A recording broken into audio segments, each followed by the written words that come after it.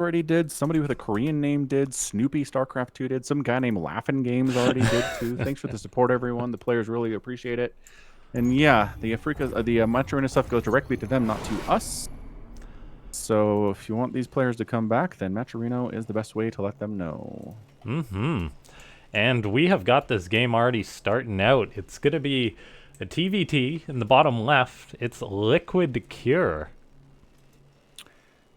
And in the top right, it's our guy Ryung, qualifying for the GSL, like a total champ here, like this guy. I feel Yeah. like I haven't seen him in a minute, but interested to see how he's going to do here in this TVT. Yeah, it's gonna be a tough match for Ryung with how good Kier is, of course. But Ryung, I mean, I'm not gonna be that caster that says Ryung's best matchup is TVT because he was good at it like 8 years ago. But who knows? Maybe that'll be a factor. And as everyone always used to call him a TVT sniper, so we'll see if that's true in this best of 5. Yeah, he's going to need it because, I mean, Cure's a monster. Yeah, one of my favorite things in StarCraft 2 is the first 10 minutes of a TVT, man. You can see so many different units by both of these players. They got Liberators available, Marines, Marauders, Medivacs, Reapers, Cyclones, Hellions, Hellbats, Banshees. It's just kind of a cluster in the first 10 minutes here. So we will see what composition these players choose and how they will defend against the other composition. So yeah, we've got our TVT starting underway. Reapers on the way for both players. And after this TVT, we've got a PVZ, going to be DRG versus Classic. Two incredible players that have been around a long time, so it's great to have both of them. Yeah, absolutely. I mean, I like Classic quite a bit. Interested to see how he's going to do here. Kier's SCV has been out for blood, stabbing the first SCV, almost actually getting a kill on one of Ryung's. So that'd be a good start, for sure. Kier going for the mental advantage, now looking to poke up this ramp with that SCV, but Ryung pulls his Reaper back.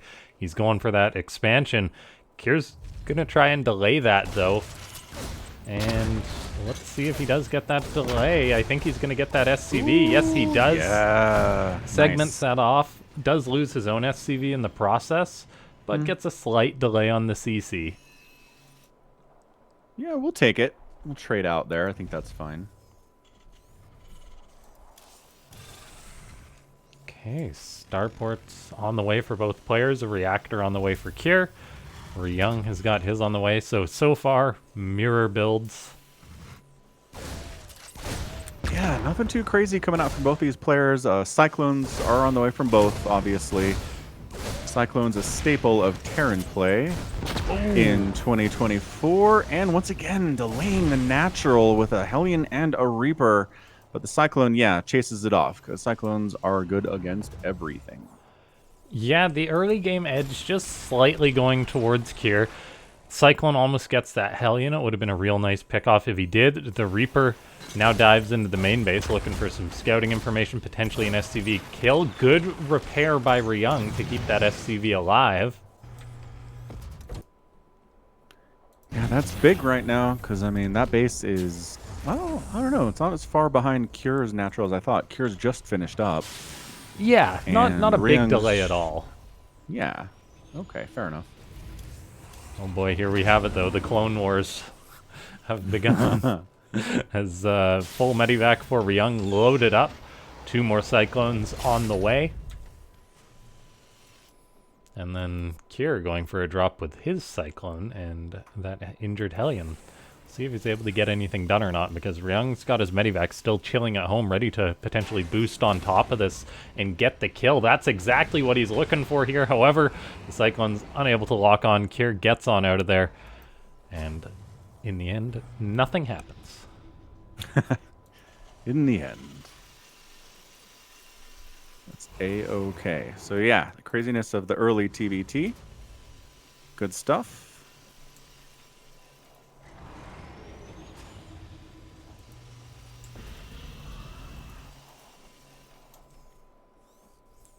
Okay, we Oh, have I didn't even mention Ravens, man. I said all those units the Terrans have available and didn't even mention the Raven, which is, yes, a staple of TVT.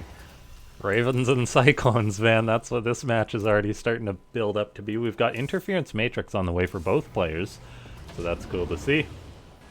And then an attempt at that Cyclone for Kier to get something done. He just boosts back there. Fortunately, he's not Protoss, so he can't recall it. It will have to leave at some point. Or potentially die if Ryung ever makes a Viking. So Kier is looking to try and get that Medivac out of there. A little bit trapped, though. Yeah, just a bit. That's okay. A third command center is on the way for both of these players. We've got that Medivac for Kier actually making it towards the natural of Ryung. Ryung really out of position there. I feel he should have had his units in position for that. Looks like he will lock onto that Medivac and get one shot away from killing it. Then he doesn't get it on its way out. So Kier did get some good damage done there. 2 SCVs when Ryung really should have been in position to catch that. Yeah, 100%. Definitely a mistake from him. He's moving across the map with 4 Cyclones, 3 Marines, and a couple of Ravens. And the Cyclone is just, just hanging out. And he's going to make it out, though. Medivac slips by from Cure. This could be a big thorn in the side of Ryung as he's trying to go for an offensive play here. Cyclone locks onto the Hellion, locks onto the Cyclone of Kier. Kier micros, though, saves his Cyclone, so he wins the trade. SCVs now have to be pulled.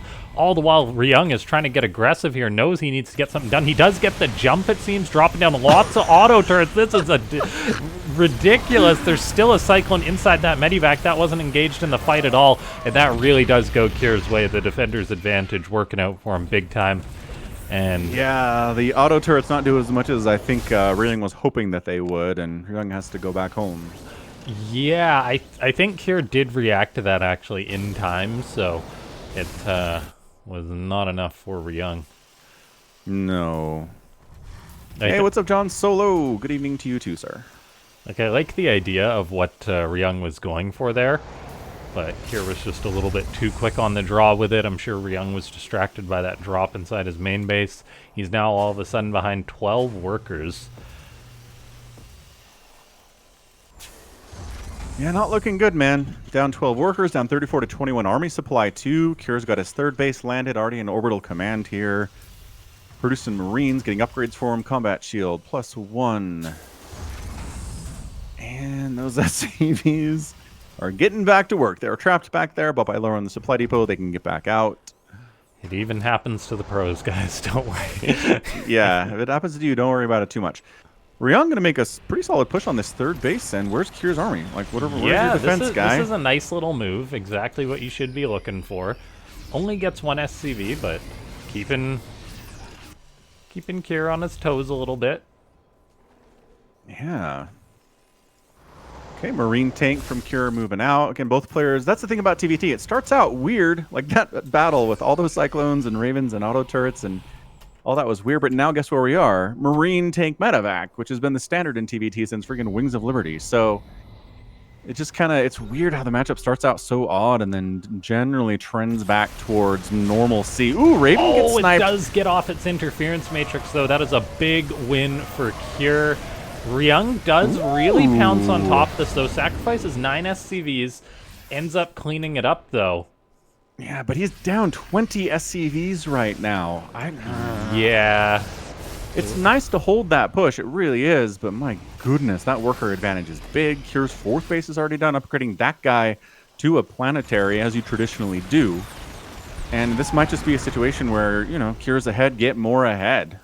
Yeah, exactly. The 4th already landing, turning into that planetary. And, like, that was so close for Ryung. He almost sniped that Raven off. Like, I thought he got it before that interference matrix went off. Unfortunately, that was not the case for him, though. Because if that tank stayed alive, he would have got an even better trade in that fight, possibly lost fewer SCVs. Yeah, that was amazing. That was very much a very close thing that happened there. So, yeah, the Cyclones, man, bonus damage versus mechanical means they do burn down tanks pretty quickly. Ryung trying to pounce on this retreating army of Cures. They do pick up a couple of Marines as they're retreating on back home. Cure falling back to a high ground position. Tanks are coming in. There's a planetary to help defend too if necessary. And Cure has another army swinging up that left side, but Ryung has enough to defend that natural base as well. Yeah, Ryung definitely on the back foot a little bit. Both players, though, still macroing away, making lots of Marine tank, and all of a sudden, all it takes in TVT is one good engagement. We've got Ryung repositioning his defensive forces, actually leaving him exposed. He sends out a Cyclone Scout, though. These guys are just so... They're doing so much at once that Ryung's like, yeah, I'll send out my Cyclone. Ryung's like, right, pull back those Marines a little bit. I got a feeling. And now he could potentially get a big counterattack off because of that. All right, Cyclone dies, but got the information that he needed. Cure is in that position. Ryung pulling back to deal with it. Cure pulling in to occupy the area from the vacating of that place, and Cure busting on in. He's going to go ahead and cancel that 4th base here and handle the reinforcements, but... Oh, he's looking for blood as he loads into his medivacs and heads towards the main base. The Vikings for Ryung are repositioning. He also moves some of his units there. Great defense by Ryung, able to anticipate that and react in time. Siege tanks firing up, taking down that refinery. Gas income is going to be limited for Ryung here. That's a big deal. But yeah, man, it's a 3-base versus a 4-base in a mirror matchup. And I mean, I know it sounds simplistic, but man, that is such a big deal in situations like these. Viking count for Ryung is good, which means he is controlling the air right now, and in a TVT that is really important. Allowing your tanks to get extra vision compared to what Cure's tanks can have is a big deal. Yeah, that make it harder for Cure to move in, and also sniping up medevacs is big too. That is a saving grace there for Ryung, the fact that these Vikings are here, and... Well, Cure's throwing up 3 starports at a time. Do we think that's just trying to go mass Viking and out Viking Cure here, or maybe battle cruisers? I think just mass Viking at first, and then maybe Liberators. But Ooh, yeah, I good don't call. know if the if Ryung loses air control, he's going to be in a lot of trouble this game. We see Cure actually already having out some Liberators, going for some harassment. Liberators of Ryung are trying to respond, taking forever to kill that, so some Marines come and help out. Cure, though, does have that big economic lead with 3 more command centers on the way at a time. 20 worker lead still. Ryung's staying alive, though. He is. I mean, he hasn't tapped out officially, so that's nice. He's trying to set up a position where he can get that 4th base and hang on to it, but Cure's like, hey, I'm here. Remember, this is where I am. And I don't know about going in here. Cure, yeah, he's going to position his tanks. Okay, good positioning there. And a couple Marines of Ryung just, you know, catching some fire. They're not what you want to see. Cure's making 3 command centers at a time. Okay, he's going full on win your head, get more ahead right now. Yeah, Ryung seizing the opportunity to dive on in here. Waited till his 2-2 was finished over. There's a beautifully placed tank on the low ground for Cure. Getting some big shots off. 15 kills on that tank. Yeah, tank gets wiped out. Other tank gets wiped out as usual. Tanks against groups of Marines without support are not very good. Army value 93 to 80 in favor of Ryung right now. He's still down 20 workers and down a gajillion bases at this point. But yeah, he is getting up his 4th base, however. As long as he can remax up, then there's the potential for him to take another good fight. Fusion core from Cure. He's teasing us. LaughNgamez? Yeah, well, me anyway. It's just for advanced ballistics. I know. I know it is. But hang on. Not doing advanced ballistics. Ooh, unseed siege tanks. That's always fun. There you go. Sieging on the ramp here. Did you see Pig's video about how Banelings do extra single target damage on ramps? On ramps? Yeah, we'll talk about it in a second here as Ryung is like, I gotta get something done here. And yeah, okay. He does. Looks like he has air superiority here against Cure's air forces. He's trying to swing his tanks up. He's in a position. Planetary. Is that a cyclone that it just took down? That should happen. Yeah. Okay, Cure trying to get rid of these Liberators and all the Vikings. No. Planetary goes down, but he just gave up. I think he just gave up his air superiority. Oh, Ryung he definitely did, and I don't think he's going to get it back, so he's going to have to try and push Cure as well as he can with the momentum that he's got. I don't even know if he knows about this base down here. He doesn't. So he's completely in the dark about that. Otherwise, he may swing to take that out. Ryung's just going to try and push and push and push, however. Yeah, I mean, he sort of has to. What is going on there at his fourth base? Are there Cyclones behind that mineral line? Marines are behind the mineral line, stopping pretty much all mining at that base. That's insane. On the other side, Siege Tank's getting some big hits on both sides. Tanks are going down on both ends here, but it looks like Cure has solidified a defensive position for now. 96 to 63 army supply in favor of Ryung, but Cure's got that 79 to 57 army value or worker advantage at the moment. Yeah, Cure also has the 3/3 upgrades. He's been able to afford those, whereas Ryung has not. So that'll really help even things up. You see Cure going to try and dislodge this tank line of Ryung, so Ryung's going to start moving backwards, seeing there's a Liberator, really has to get out of here. And he still doesn't know about this base down here. That's really unfortunate. It is. It's always, we always assume the players are perfect at scouting and they know everything that's going on at all times, but man, there's a lot to keep track of, and yeah, sneaking a base on someone is not very rare in professional games, at least not as rare as you think it is. Yeah, that would have been absolutely huge for Ryung if he'd seen this base and been able to pick it off, which I think he would have been potentially feasible. And yeah, so, without a doubt, easily. Yeah, now Cure is just able to maintain his big economic lead, and he can definitely absorb a few blows here. Yeah, he might. I mean, 83 workers is a lot at this stage.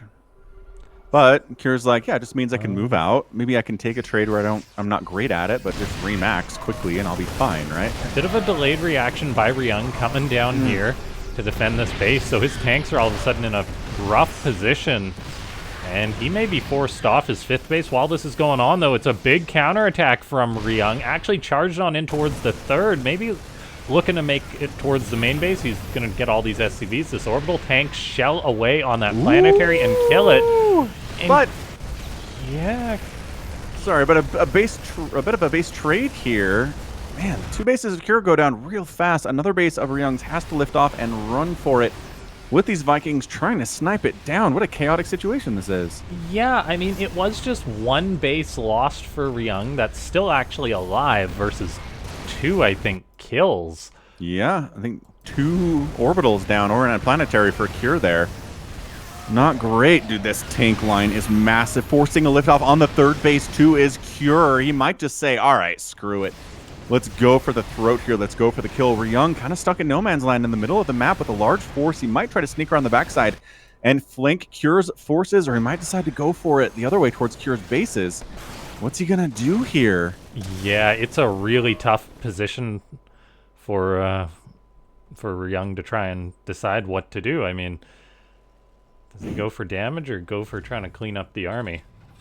It's a big question here. Looks like, yeah, he's kind of shading towards Cure's side of the map here. There we go. Yeah, he's now really he's going consolidated. For it. Big stim. This base is going to be a goner. I'm not sure he's going to get any more ground, though, as Cure has got a big defensive tank line himself.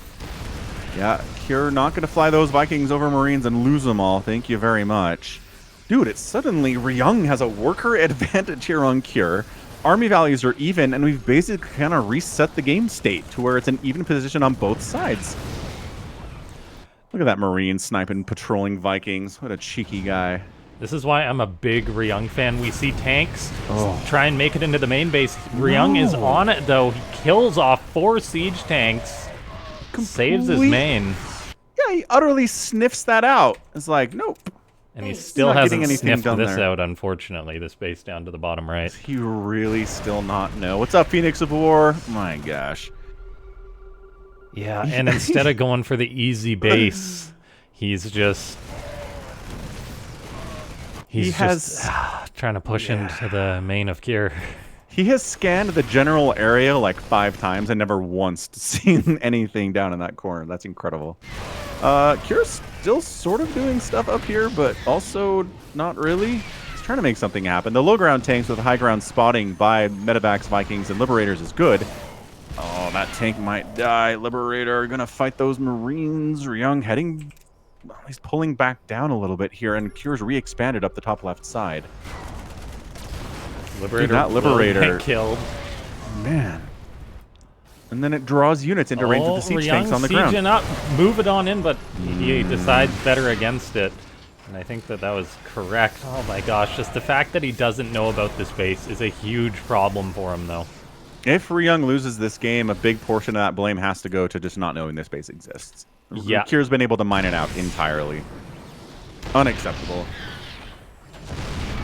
Yeah, man, these low-ground siege tanks are having a field day here on Hecate. Take down a factory. Drop. Oh my gosh, inside the minimum attack range. If a siege tank, can they get it? It tries to unsiege and get out of there. Look, oh, gets another tank. Cure, you madman. Oh, but another base of Cures gets wiped out by the roving band of Marines here with 3-3 for Ryung. Little DPS machines they are. Siege tanks getting out of Liberator circles, but another planetary going to go. Are you seriously not going to take that down?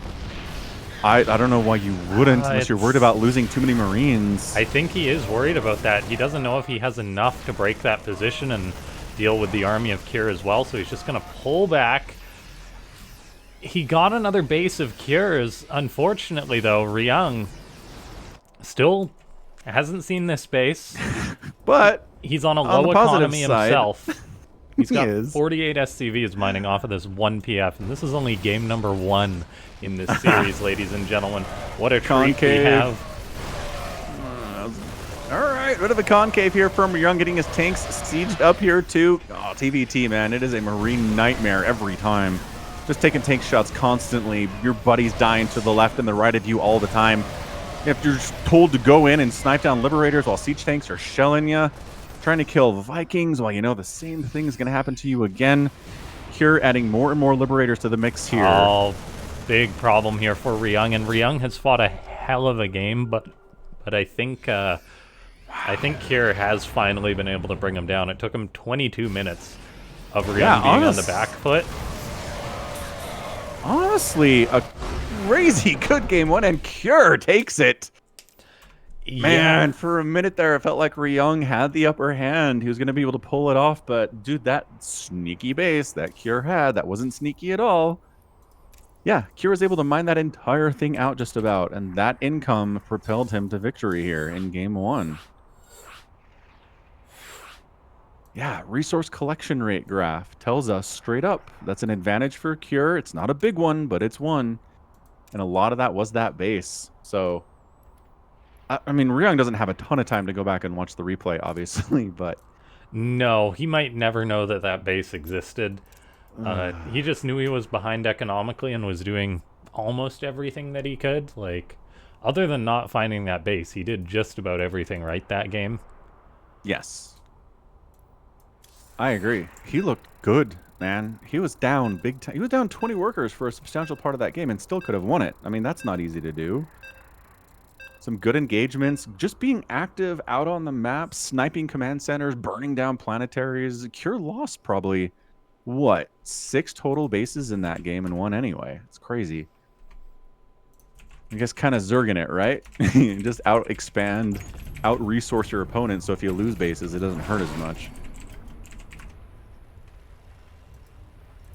Okay, and here we have it, game number 2. I'm certainly excited for it after that banger we just had, dare I say.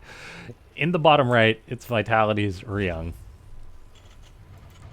And in the top left, it's Team Liquid's Cure. Loving this guy. Won a GSL like 2 years ago. Yeah. Can't argue with someone who's won a GSL. No, and Ryung has not won a GSL. you think that, like, Cure uses that in an argument with just everyone he knows? Probably sometimes. Oh man, every time I cast a TVT, my brain immediately remembers when TVT was nothing but 5-Rax Reaper constantly, and it was a giant clown fiesta forever, and it was like, okay, this is kind of fun to watch, but it's getting old, guys. Yeah, anytime a matchup is just one strategy every time, it gets pretty old pretty fast. And that reminds me of the time when like Hydra pushes against Protoss were utterly unstoppable. So that was a good time as well. Yeah, StarCraft 2 has had many, many eras at this point. Yep. It's old. It's an old game, man. Mm-hmm. Old but gold, dare I say. 100%. It definitely, you were saying about that bug, though. It is Yeah. definitely more buggy than it used to be in Yeah. regards to, like, the Oh, quality yeah. of patches and stuff, like that high ground damage, like, stuff like that. Yep. And that's unfortunate because StarCraft 2, like, when it was being properly maintained, like, you could say it's not getting updated, but at least it's, like, a very completed game.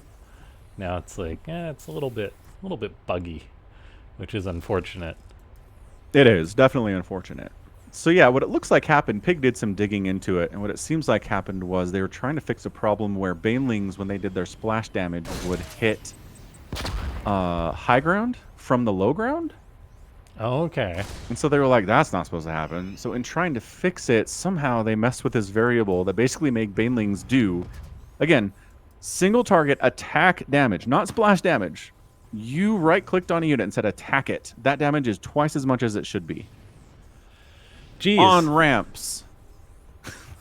So it's like, okay, so it's a bug and it's interesting, but I don't think it's really made any difference in the world of StarCraft 2 since it was introduced back in January of 2023. No, I don't think so either. But wasn't there a bug with like some other high ground bug that recently was revealed, in which like units shooting from the low ground to the high ground without vision did extra damage or something? Whoa, that one I didn't hear about. I'd be interested to learn more about that one. Yeah, Though. That there was sounds a crazy. thread on TL.net. I think it Yeah. was. It said someone in the Chinese community found it. So. Oh, yeah, that's where this Baneling thing was found too on Team Liquid because that's where the hardcores are. Yes, it is. Shout out to everyone watching from the Team Liquid page. Yeah. Some funny comments too on the Baneling thread. It's like, oh, strip all of Cyril's titles. Yeah. he's he's been taking advantage of this bug. That's the only reason he's won as much as he has. Oh, funny guys out there. Yeah, very, very funny guys out there. All right. So this game is happening.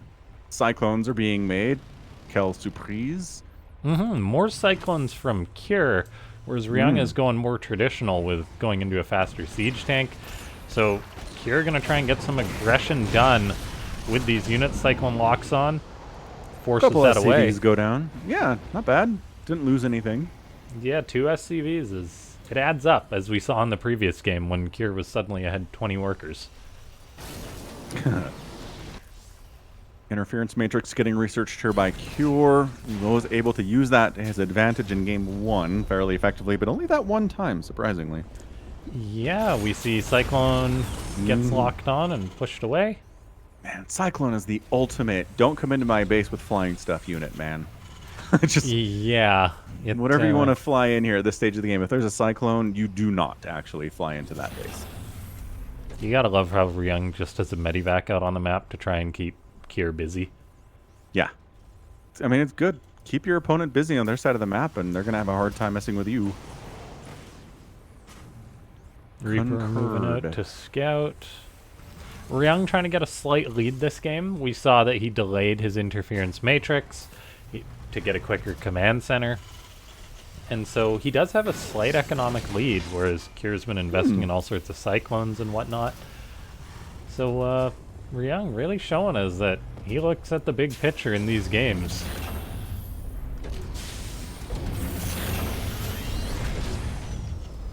Trying to mind game Kier, pulling that mini back home.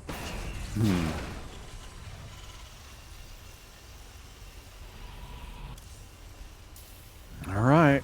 So weird part of the game is over. We got Stim on the way, plus an infantry attack and armor, getting research tier 2.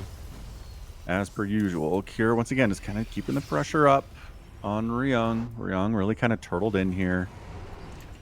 Let's see if the Ravens are going to be part of this push, or if Kier's just more interested. Maybe some auto turret harass. Yeah.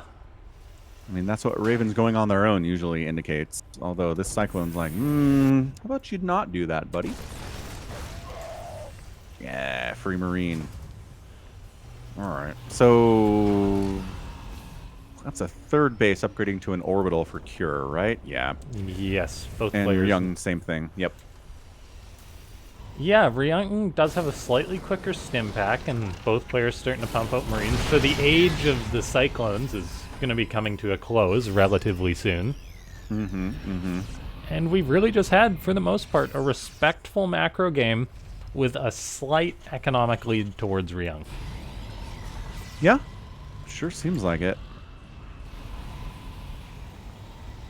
That's TBT sometimes. It's just there are slight differences, and those can turn into big differences. Yeah, we're going to be seeing Kira looking to put a bit of pressure on. A scan goes down on the third of Ryung. That should definitely make him suspicious. Cyclone's loading up into Medivacs. Going to actually go right for the main base of Ryung, saying, hey, you are out of position, focusing on that defense. So these 4 Cyclones going to try and get as many SCV kills as they can. And they do kill SCVs pretty darn quickly. 10 going down so far. Marines responding. No focus from Kier on that drop because I guess he was trying to attack her. Ryung sees the moment to break out there. Wow, 11 SCVs down. SCVs are mechanical, and Cyclones do bonus damage to mechanical things. Okay, he does get on it before that expires. And Ryung is just going for blood, gets pushed away, though, with an anti-armor missile. These medivacs are empty, so they no longer pose a threat. You know what we don't really see anymore is people splitting off against anti-armor missile. I feel like when it was introduced, we used to see it. Yeah, it used to deal actual damage, though. That's true, but like, you don't, I mean, if you can pull off the one Marine and get him away from everybody so that not everybody's Dorito dusted, I feel like that's worth it. Potentially a base trade kicking off here as Kier goes on in, killing all the SCVs, killing the orbital. Ryung now has to try and lock down his natural and go for a counter attack. He's potentially going to get the third of Kier. He may just need to go for the main base, though, and stop the production. There's no tanks out for Kier. One just popped out. However, there's the Ravens for Ryung. The main base of Ryung is now being broken as well, though, so he's a step behind in this base race. Yep. And he really needs to push into the main base of Kier. He disables the tank of Kier, gets his own siege done up so he can kill that. He has compromised the production, and we are in a full-on base race. Lift those command centers, fellas. Yeah, try to get your buildings out of here, man. This is no safe place for a barracks right now. And these SCVs trying to... nope. Kier just walks those SCVs in. They all evaporate immediately. There's a handful of Marine... Oh, that tank gets disabled, though. Okay, Kier's base is toast. Ryung's base is toast. And yep, this is getting crazy. Saves one medivac full of SCVs. That could be significant, depending on how this base race goes. Ryung notably does have 400 minerals to his name, and both players do have orbitals lifting off.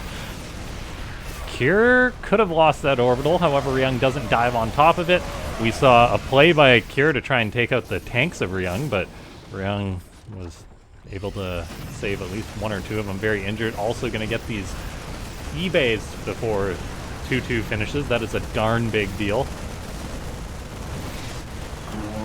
Yeah, that just buildings are floating everywhere. Kier's out of SCVs, which seems like a bad thing. Ryung's got a command center floating all the way in the bottom left, and top right one Kier's got, but getting scouted by this scouting, floating, flying barracks. There may be a collision there. Yeah. Yep, is going to be following that guy for the rest of the game, it seems like. Army value 55 to 62. Two Production Ravens tab, are pretty out. useless at this point. Yep, and yeah, the Ravens are big. How many medevacs do each player have? 3 to 5. Ryung has the lead there. Ryung's also bringing his SCVs around. He also must have mined a bit of money with his mules, which is cool to see. So Ryung's going to try and just set up here to defend this position. Tanks are sieging. Scans going down as well. Both players are like, oh, you have an orbital landed somewhere. You're scanning. Yeah. Yeah, Kier's got the one in his main, amazingly. So yeah, you have to choose between scans and mules at this stage of the game. Both players have enough money to like kind of not worry about it too much for the moment. Oh man, it is a standoff. Oh, does Ryung have an orbital back in his base too? He does, yeah. Full energy orbital command. That could be a big deal. Kier using his Ravens to try and take a good engagement. There's one tank for each player. That is a big deal when it comes to bullying each other. Marine of Ryung goes down. That is significant. Kier's trying to get up. Oh, loses Big. a Raven. He cannot... Well, he could actually repair his Ravens if he dropped a Mule. Is he just giving up? He's giving up on this. What the heck? He's Yeah. like, I have my main orbital. It's not a big deal. Doesn't seem great. No, Ryung does have the money to build another one if he absolutely needs to. They both do. He will lose that base, though. He's actually just going for it. SCV's into the fight. That tank is staying alive a long time. There's still the tank at the back for Ryung, though, and he definitely wins that engagement. Still has 4 SCVs alive. Oh my gosh. Was that a trap? Was Ryung like, hey, come get my orbital? Oh, the Cyclone 2 locks onto a Medivac, gets a kill, gonna get the second one. Ryung, or Kier has 4 Marines and a Hellbat, and the series is tied up as Ryung shows us he is a awesome TVT player. Ryung, you madman. Goes for the base race and wins it. Holy smokes, that was incredible. This has been a really, really good series so far. Game 1, nice back and forth. Game 2, base race. And we are tied up 1-1, which effectively makes this a best of 3 for the first best of 5 for Afreeca World 110. What a great start this has been. Yeah, a phenomenal match. Thanks so much to everyone for tuning in today. Make sure to hit up that match Reno as we're between games. You can use that claim coupon button for free. And then I know that I believe it was Phoenix said he was having some connection issues. If you guys are having connection issues, feel free to reach out so we can get that forwarded. Yeah, absolutely. All right, we're on Site Delta for game number 3 of this tied-up series right now. Top left, it's Ryung. And in the bottom right, it's Liquid Cure. I feel like I'm doing Cure a little bit of a disservice because I'm obviously cheering for the underdog a tiny bit in Ryung. Sure. Whereas I think he understands, though. Cure is a phenomenal player, though. Came top 8 IEM, I think. Getting knocked out by Maru, I want to say. It was either top 8 or top 4. Still a very good result.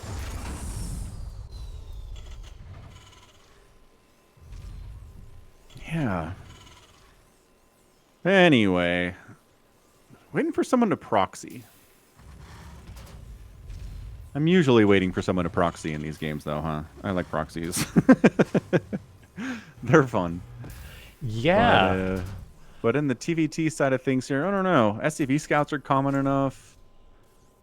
Yeah, the commonness of the double of the gas kind of made it less appealing. Certainly. Double gas plays really put you in a good place to defend against double or X Reaver openings, so.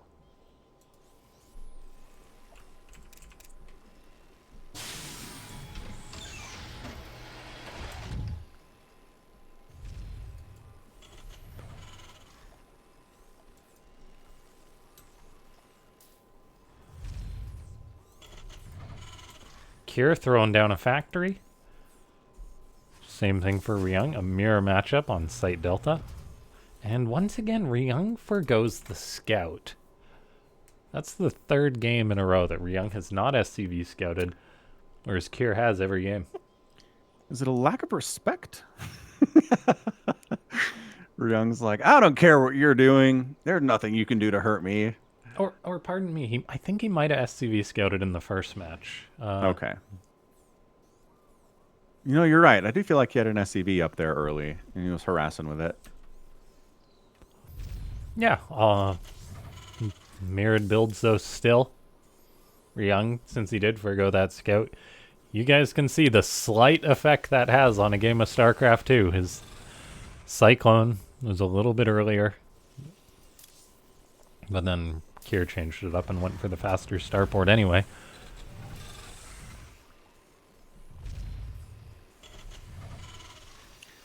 Cyclones in production as per usual. Relatively fast starport finishing up here from Cure.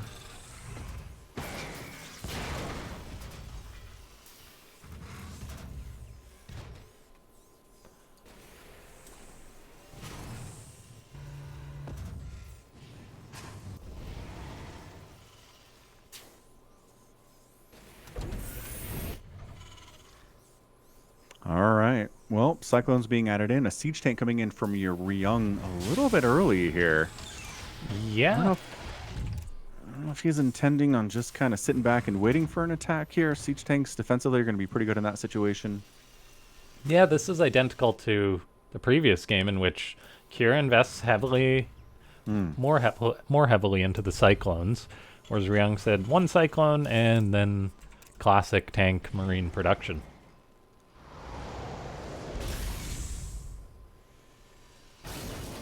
All right, siege tank in the mineral line again. And that's going to really help kind of deal with whatever unloads here, and bam. Cyclone takes a hit. Cure's like, all right, out. Super out. Interference Matrix on the way from Cure again. But yeah, Cyclones, siege tanks, Ryung's just like, meh, your harassment's not going to get the better of me, friend. And Cure says, well, what if I Interference Matrixed your butt? What about that? Okay, more Cyclones on the way for Cure. He's going hard on these this game. 6. Whereas, yeah, Ryung just saying Marines, Ravens, tanks.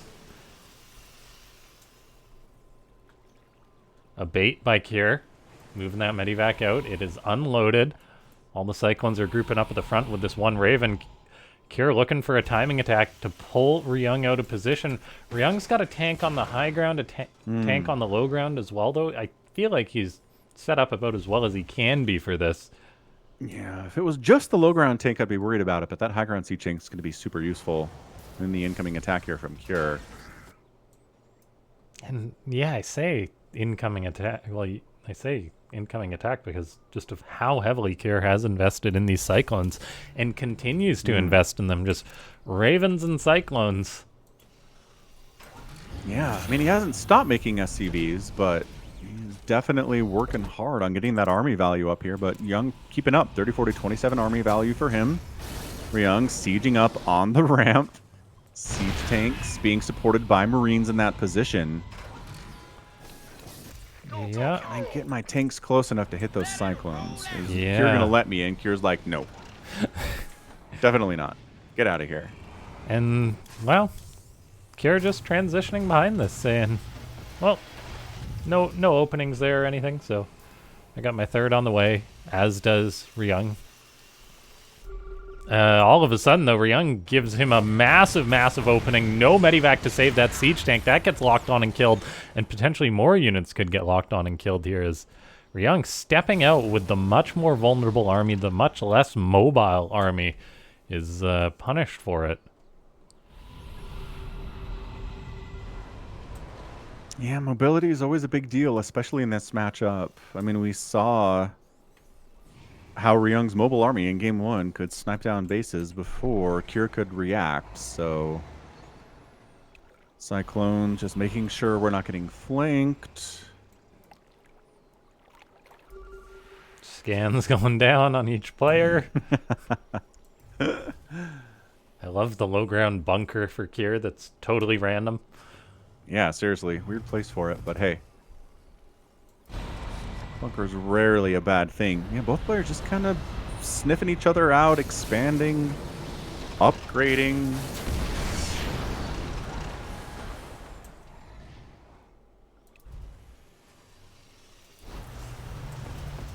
Stimpack is done for Cure. It's about to be done for Ryung, though, so this game really evening out like the previous one. Just these guys just want to macro up for the most part.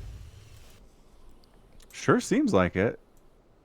I mean, SCV production really hasn't stopped. We're at 60 workers for Ryung here at 7 minutes, which is like, yo, and 53 for Cure as his third base lands.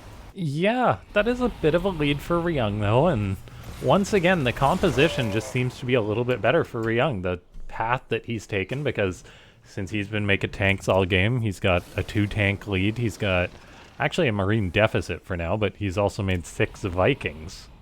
So he's got that air control.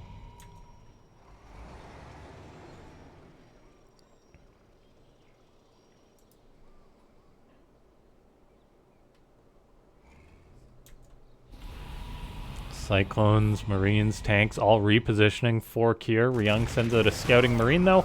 Sees that army moving, and will adjust accordingly. Marine died, but he died knowing well that he had served Ryung faithfully. Yeah, he did his job. Yeah, and coming up a ramp into a Viking tank Raven protected position. Not a good idea. Here's like, okay, fair enough. You scouted me. And Ryung says, I'm going to try a drop. And I think that's a good move. Kier's so focused on the aggression, doesn't have too much to defend this, so his main no turrets in the main. His main could receive a bit of damage. Ryung now unloading these Marines. I think he's almost expecting to be found out here, but he can just stim for it. Instead, he's going to kill the starport, saying, air control shall be mine forever. Ooh. And Kier takes a bit of time to react. Will lose some more SCVs. Ryung now having just an beautiful escape. And beautiful escape. Kier on the other side, trying to hold this ramp position, takes an anti-armor missile to the face, doesn't worry about it. Continuing to march in here, he's going to take down a ton of SCVs as well. All of Kier's tanks get left behind. You guys are too slow, sorry. And my gosh, the tanks are all going to die. High ground belongs to Ryung, or to Kier, but he does have the anti-armor missile. Ryung on the other side at the third base of Kier is going to town as well. Kier going deep into Ryung's main base.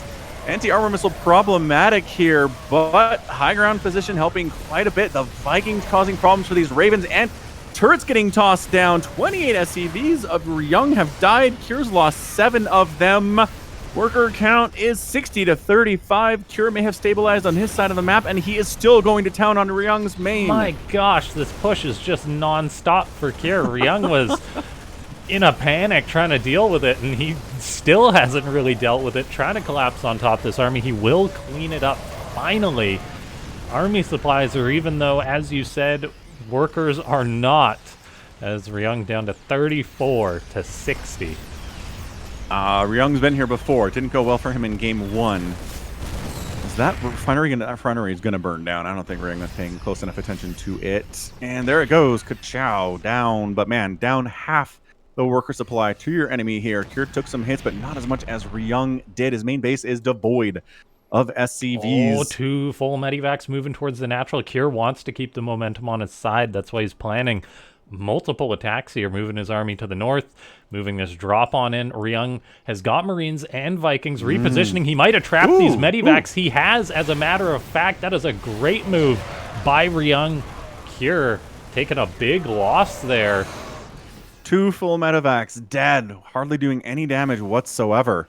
Ryung 99 to 71 army supply. He's up again, big on army supply, down on worker count, big time. We're moving if into Kier a base can make a race, push on aren't this third base, it sure looks like it. Ryung's moving out, not leaving much behind to keep his third base alive. Kier's not in a position to defend at all. Certainly not. Not at all, but he does have more bases. There's no Ravens for Kier. All right, Ryung just marches right on in. Kier marches right on in too. 2 base races in a row, ladies and gentlemen. Welcome to 2024 TBT. Yeah, orbital down in the natural base. SCVs getting obliterated. Third base of Ryung's is no more. No sign the Terran was ever there. There's barely anything to defend on this side of the map. I mean, he's lifting the orbital. He's gonna run with it, though. Yeah, he didn't start running until it was way too late. He didn't break the main base of Kier either. He needed to shut down production, and he hasn't. There's now a tank, soon to be a second one set up there.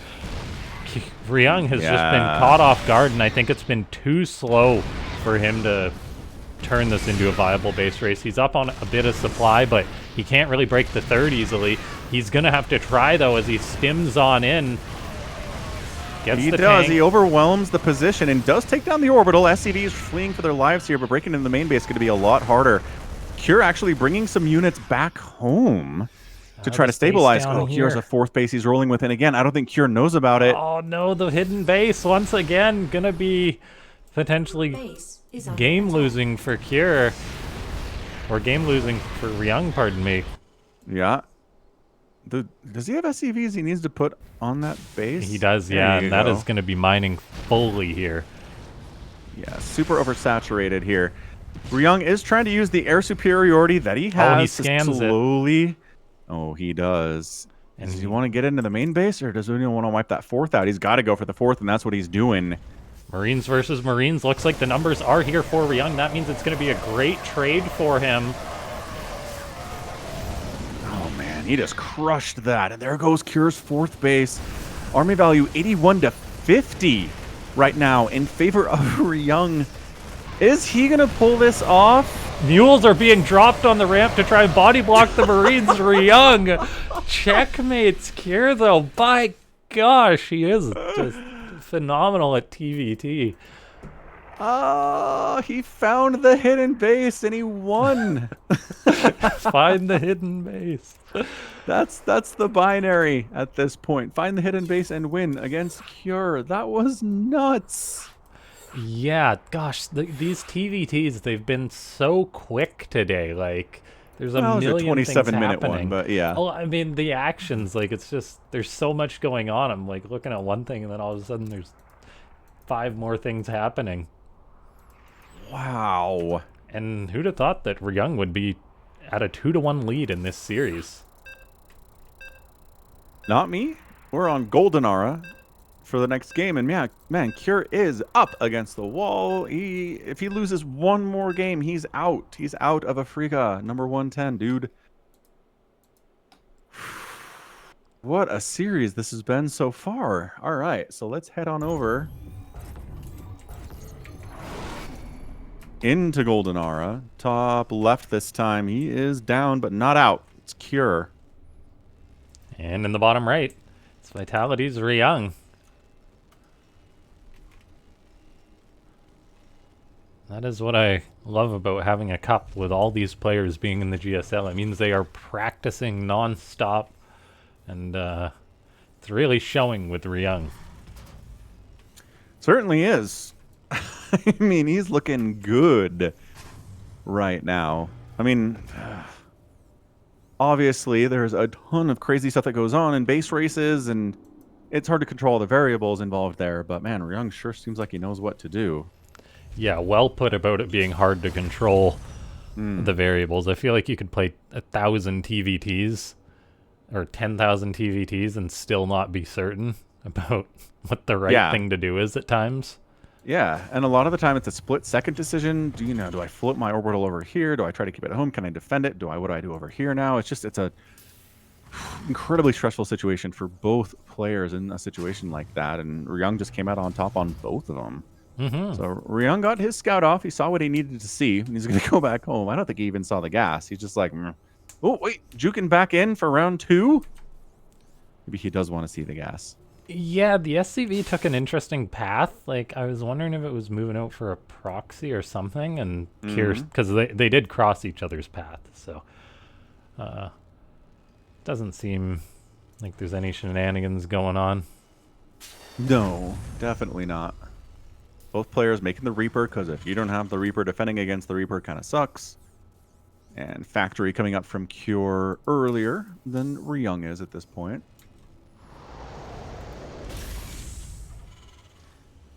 Mule call down.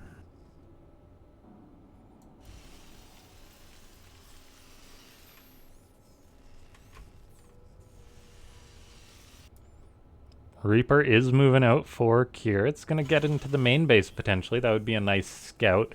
Confirm the timing on the command center by seeing the timing on the gas in the factory. And he gets in, sees the factory just starting, gets out.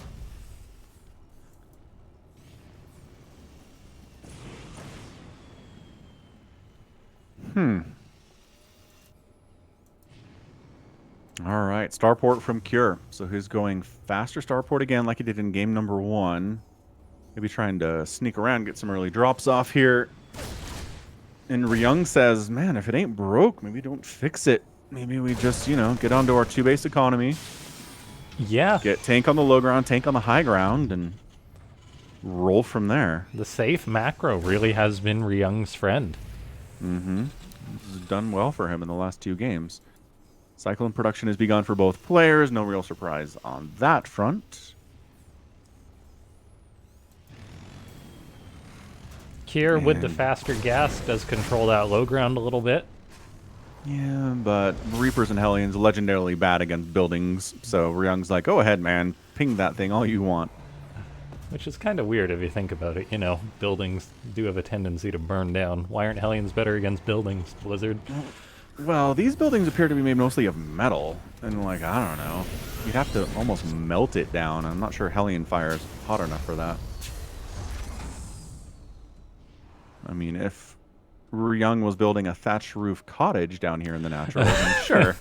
Flamethrower would do quite well.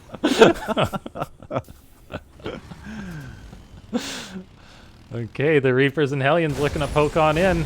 Be a nuisance. One dead SCV as a result. And Cyclone does not get a lock on. And that's what you were trying to go for there. One Exactly Cyclone in the right. main base now. Man, surprising number of hits to kill an SCV, man. Those guys are chunky. Yeah. The chunkiest of the workers. Uh-huh. And once again, Kier going for that interference matrix. And I'm just not sure he's gotten as much value out of it as he needs to. It's not a super cheap upgrade. No, I mean, Ryung has got it too, but Kier has Yeah. got it earlier every game. Yep. And then hasn't really he used it in game 1. But the last 2 games he hasn't as much. I don't know. It's like he's had a plan to use it, and then Ryung is just so perfectly set up to deal with that kind of an attack that the interference matrix just doesn't end up getting used, and yet Kier's here trying it again. Yeah, the setup of Ryung has been beautiful. We see 2 Cyclones moving out. They do see the army of Kier there, so Ryung's really got to focus on the defense here. May need to pull more towards his natural. That puts him in the awkward position of trying to defend his main and his natural. 4 Cyclones coming on in here for Kier. He's dropping down an auto turret as well. Gets a lock on the Raven. And this is a rough engagement here for Ryung. Kier's early game aggression paying dividends. The Cyclone, of course, dropping into the main base while this is going on. He's going to kill off the other Raven while... Did he lose his own? No, he got them out of there.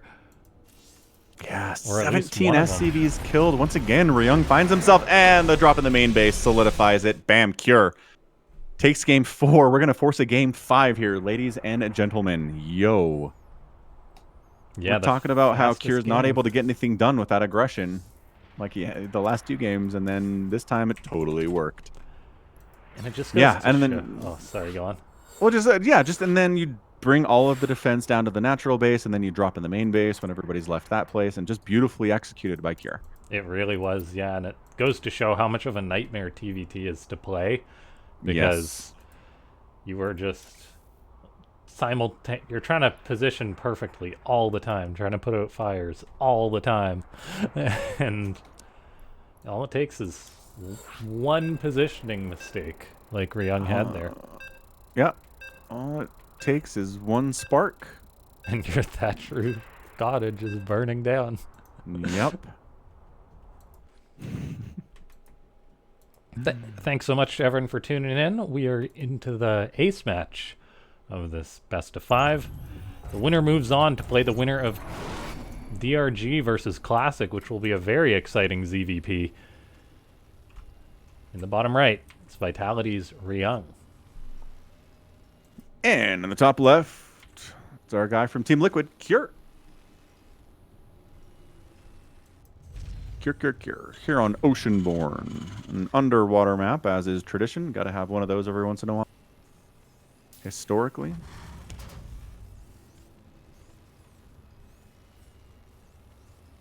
And my hopes for proxies continue to be dashed.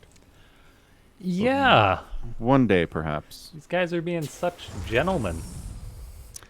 They are. And, I mean, as usual, in Game 5 of a 5-game series, do you want to go for a proxy and risk it getting scouted, and then you get shut down and lose that way? Not really that fun. Yeah.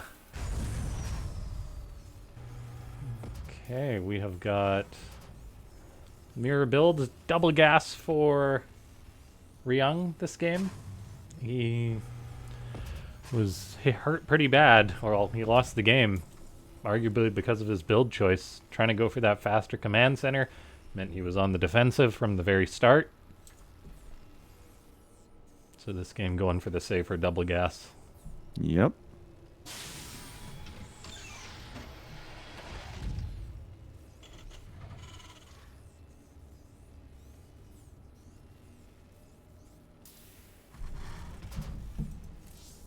Okay. SCV Scout for Cure. Ryung does not. Liking the variety of that from Ryung, saying some games I will, some games I won't. Proxy me if you want.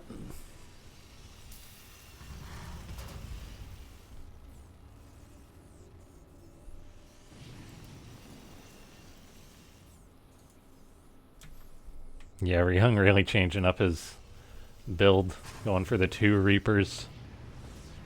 Nice and safe. There's Cure.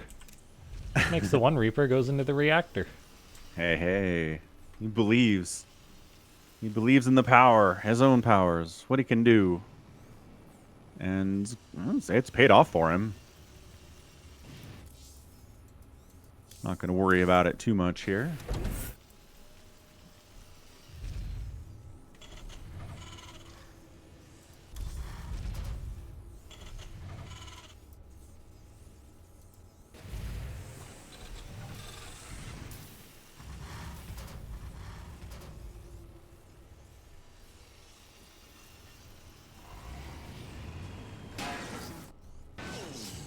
Alright, Cyclones are on the way. Stop me if you've heard this one. I mean, the builds are slightly different. Cure did go for that very quick reactor, so now he's moving out with 2 Cyclones already. Ryung won't be safe until the 2nd Cyclone is built with his slower reactor.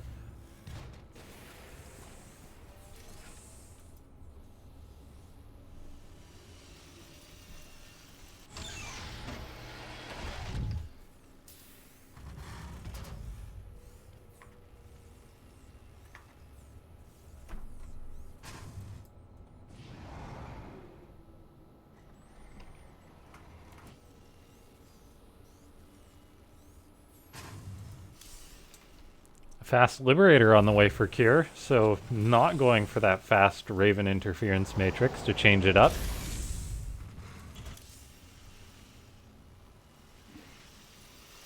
Yeah, look at that. We're mixing it up a bit here. Like I said, first 10 minutes of a TVT, you got a lot of options.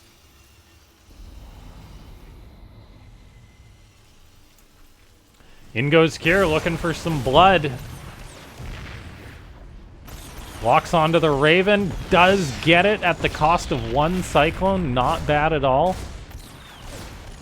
And that's the kiting, man. Holds it strong. Yeah, what did he get there? 1 SCV, 1 Raven for a Reaper and a Cyclone. That's an alright trade. Ravens are a big deal in this matchup. You've now got that Liberator, going to be looking for some harassment when the time is right.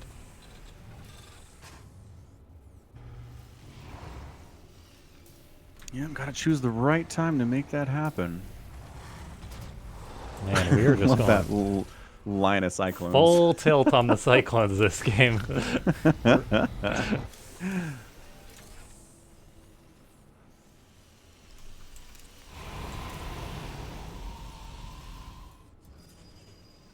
God, what was that tournament where there was that TVT where it was just mass Cyclone every game? Oh, I don't know, but Reddit wasn't quiet about that one. No. Yeah, I don't know.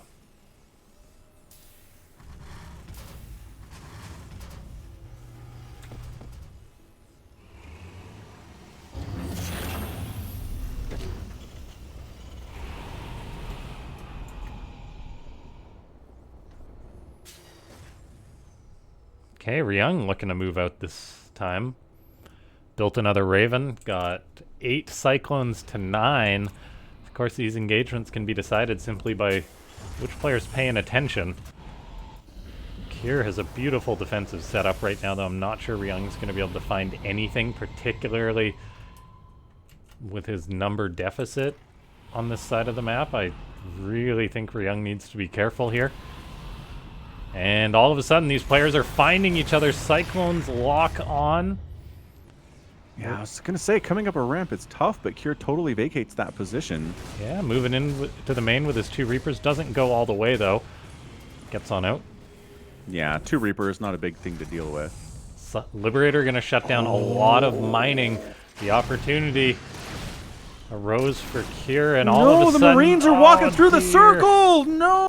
That was the only defensive unit that Kier had, or that Ryung had to deal with that Liberator. He's lost a lot of mining already, and he's going to lose some more. That Liberator is in now an unreachable spot by those Marines. We just saw a bit of a trade there. Ryung needs to make something happen here, and if he... I mean... Okay, then by that I mean, get rid of the Liberator, nice job, but dude, that was a lot of lost mining time. And yeah, free Marines, too. Hero Liberator for sure. Look at that income graph. We see Kier taking a big lead for a minute there. Cyclones going to be finding each other once again. I believe Ryung did take a nice trade on this side of the map, though, based on the Cyclones lost. It's 5-1. So he did get some of Kier's Cyclones with a nice engagement. He's now actually looking to put more pressure on Kier, and Kier's got his Cyclones out of position. They will not be here in a potential fight.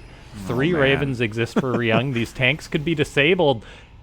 This is going to be a real decisive moment. He's looking to get in. He's setting up his tank to zone the Marines out at first, I suppose. Gets one shot off. Needs to shoot that tank of Kier's. He does get the first shot. Disables the tank, actually. While this is going on, we see a 4 Cyclone hit squad move towards this base. SCVs do have time to retreat. Cyclones cut through them pretty darn quickly. Tank and Marines come back to try and defend this. It is just 1 tank and 2 Marines. Good micro from Ryung while this is going on. Ryung is forced to back off, however.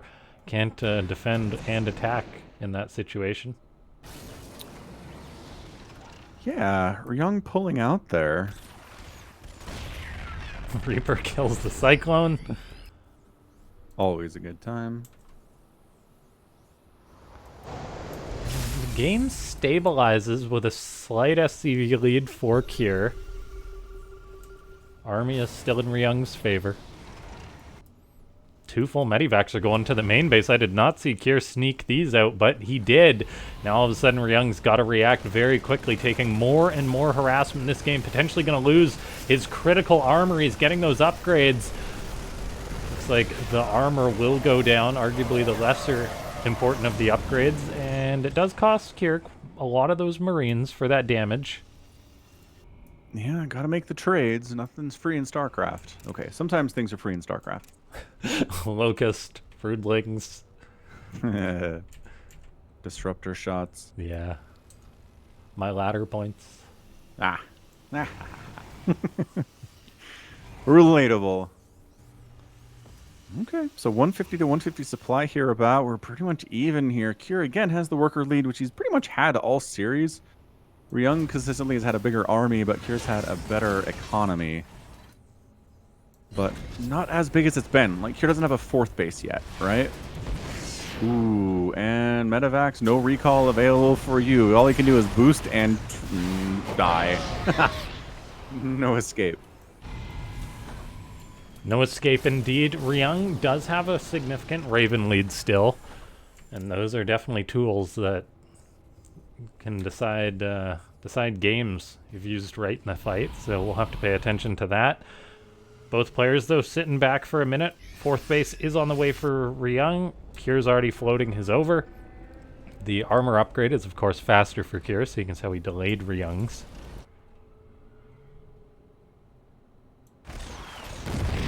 Cyclones kill each other. Triple starport going up for Kier again. Similar to game number 1, he wants that air control. I mean, everybody wants air control, especially in TVT. I'm trying to think what matchup you don't care about air control. I mean... ZVZ, maybe? Yeah, I guess that's fair. Roaches don't shoot up, so neither do lings. Right. Marine versus Cyclone battles happening all over the map here. Okay, the armies are building up for both of these players.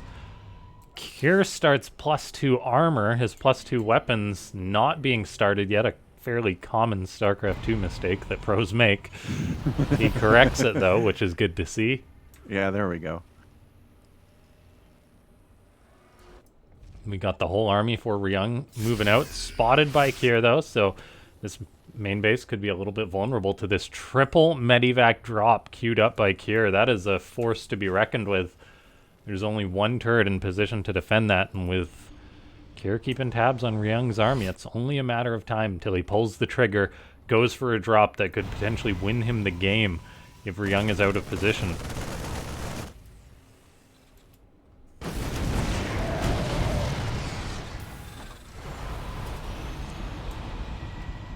Ryung sees the army of Kier, says, I could maybe take that in a fight. That's because there's 24 Marines not with it, potentially giving Ryung a bit of false confidence, leaving himself very exposed. He does have some tanks and Marines, though, at his natural, so he can respond to this. 2 turrets are in position, and all of a sudden that big drop turns out not to be.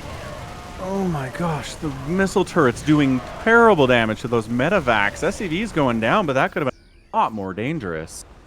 Yeah, 11 SCVs dying. Ryung is almost maxed out, though, so he's not too concerned of that at this point.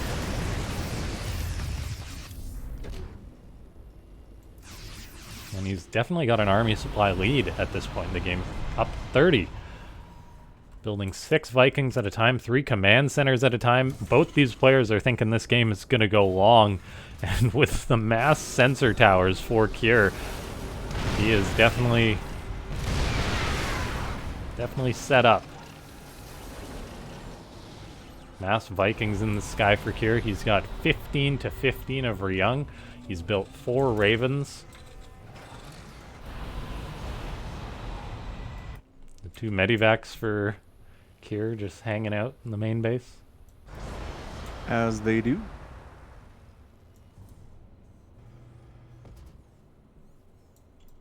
Ryung moving out with a small army.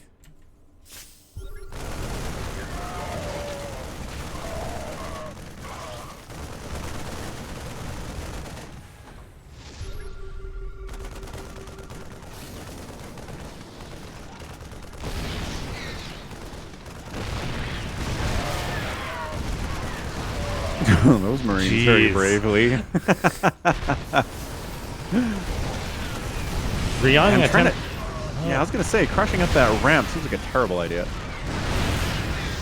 Interference matrix on 2 of the tanks, 3 of them still firing. The rocks are going down. Do you want to go up there now that it's a wider ramp?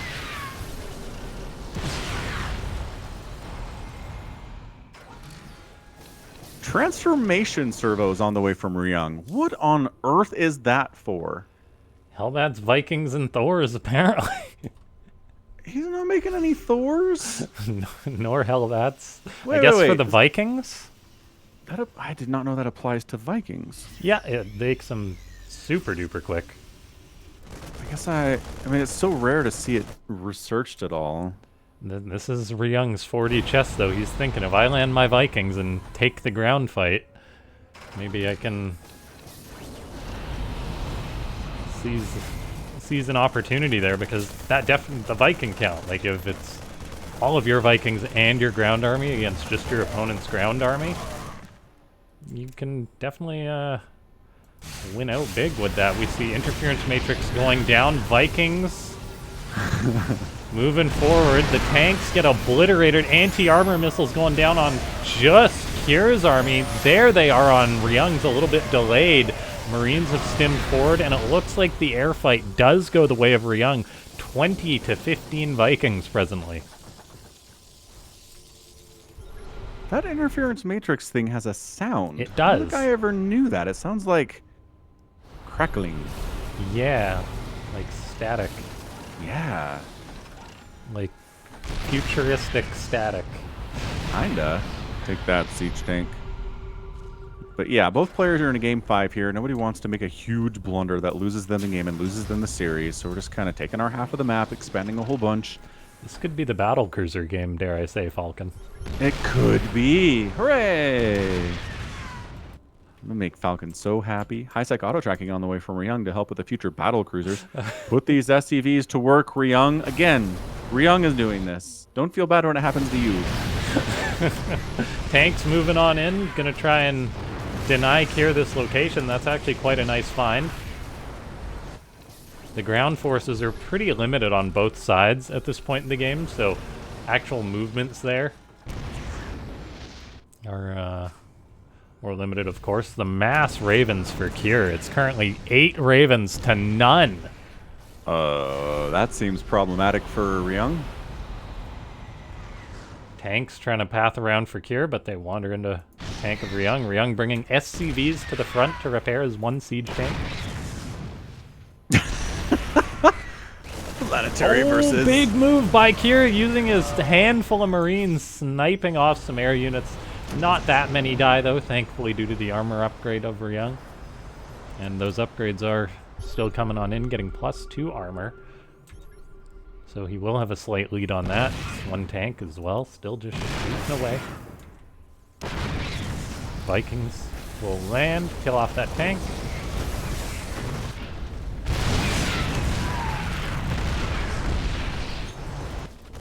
Big counterattack. Well, no, block it. Block the landing, Marine, with your body. Yeah. That is so many Vikings. Holy smokes. this tank squad not being dealt with by Ryung, and Kier is going to use it to big effect, potentially canceling or killing these command centers. Liberators will spawn to deal with these, and those tanks are going to want to get out of there. Oh, nicely done. Bringing the Marines in, helping wipe out those siege tanks. Excellent job. This planetary remains alive thanks to the repair function of these SCVs.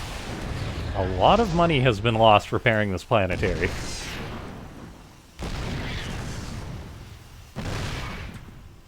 Oh, and a Liberator coming on in too.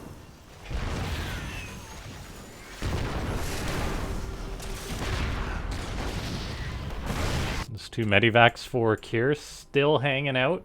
That's 6 supply, not available to Kier. That could actually be significant. We've got a counterattack, however, by Kier as both players move to be aggressive. There's surprisingly little missile turrets on the map for Ryung, and he's got to pull back to deal with this. Yeah, man, look at this Viking count. All right, so Ryung bringing his sky fleet over here. He's like, okay, I have to respond to this. Okay, disabling a couple of those tanks. Anti-armor missiles getting tossed down one way from Cure to Ryung. Orbital's getting wiped out, but these are kind of secondary and tertiary right now from Ryung. Not a huge deal. Tanks getting liberated right to death. One of them does manage to escape the circle of doom here. Does Cure have something in Ryung's main base? What is that? It's those 2 medivacs. They're still there? Yeah, Oh my gosh. 6 All dead right. supply.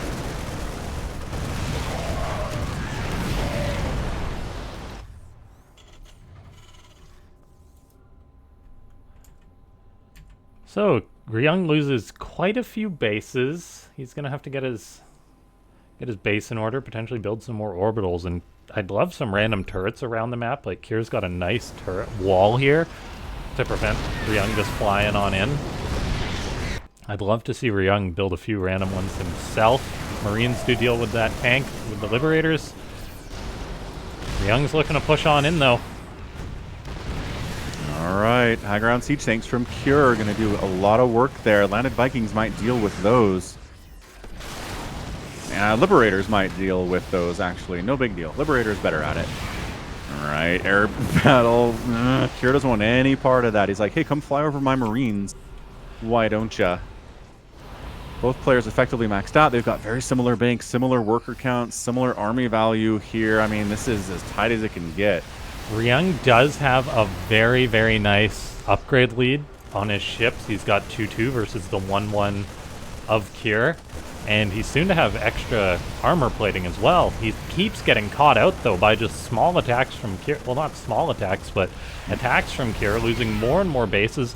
And it's like Ryung has no presence on his base. He's just been cleared out. This is allowing Cure just to step towards the main base, and Ryung is going to have to take take this serious at some point. Like, he's getting a base or two.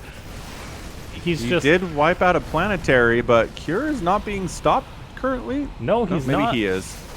The Interference matrix on that tank on the high ground. The tank that's back also gets interfered with. Cure busts up the ramp. No resistance, and he's on top of the production. Ryung coming home to deal with this. Yeah, Ryung has no Marines to deal with these Marines, really. And a handful, what but an yeah. attack. Can the fleet of Cure get out? Or is he just okay to lose this? That's the question. That is the question. These Liberators are setting up a nice advanced zone, jumping in there, trying to get on top of a tank, interfering with one, but not killing it. Okay, Ryung wants to take the fight. Look at this ground army coming to reinforce from Cure, though. Even if he loses the air fight, he's got a massive force there. Ryung frantically repositioning. He's up on army supplies still. He's got this planetary, but tanks are shelling away on it. He's trying to save his bacon and stop more of his base being destroyed. He doesn't have that good of an economy at this point. Saving this PF is quite a big deal. We'll get a tank and push Cure away. Okay, Ryung stabilizing here. He's got a bigger army. He's got more workers. The main base didn't lose. I don't think he lost any factories, surprisingly. No, he didn't lose too much. He's really down on the bank, though. That's a good point. Yeah, look at that. Much bigger bank for Cure here in both minerals and gas. And he is just keeping this pressure on. He's like, all right, I know I'm ahead. I know I can make some good trades here. Siege tank, hammering away at that planetary. Look at this move. Medivac going to be trying to deny mining. There is a tank in position for Ryung, though. Yeah, really good position on that tank. Oh, not quite Oh, good tank enough. unsieges to try to get a better position. Tank and Liberator harassment, very powerful, shutting down the mining on this base for Cure. Cure deals with it, though. The upgrades are still in favor for Ryung by quite a significant margin, at least on the air units, so I don't think he's got to worry about losing that fight, just about being put out of position like Cure has done so many times this game, and he's going to be doing it again as he goes towards the main base. What is there to defend for Ryung? There is nothing. Ryung stepping into another pseudo base race, but it's 60 Marines against 0. Ooh, yeah, that's not going to work. At some point, you need Marines to fight Marines, and Ryung has just completely neglected that. He's down on army supply. He's coming back to try and deal with this, but Cure's just going to ravage the main base of Ryung, and it's tough to play a game when you've lost your base again and again. And, like, Ryung, he's not really been producing as well as he should be because of it. Yeah, he is not that down in army value, but man, once again, Cure finds himself deep behind enemy lines. Might actually kill a factory this time, who knows? Yeah, to continue to expand all up this side. I mean, Cure expanding on Ryung's side of the map. That's how confident he feels about this game right now. Ryung is making Vikings. He's got 40 Vikings. And a bunch of siege tanks. And, I mean, he's about to lose a bunch of them, a massive amount, actually. Yeah, those Vikings going down effectively for free there. Losing his starports, but no, my beloved Vikings. How are you going to make more Vikings without starports, Ryung? And this is the problem. Like, this has been a big weakness in Ryung's plays. Eating more and more shots on those Vikings. They're all very injured. He cleans up his main base, kind of, but there's not really anything to save at the back there, so who cares? Cure, though, he's got up more and more bases, reestablishing here. He's actually mining from a base on Ryung's side of the map. Once again, a hidden base. Well, it has actually been seen this time.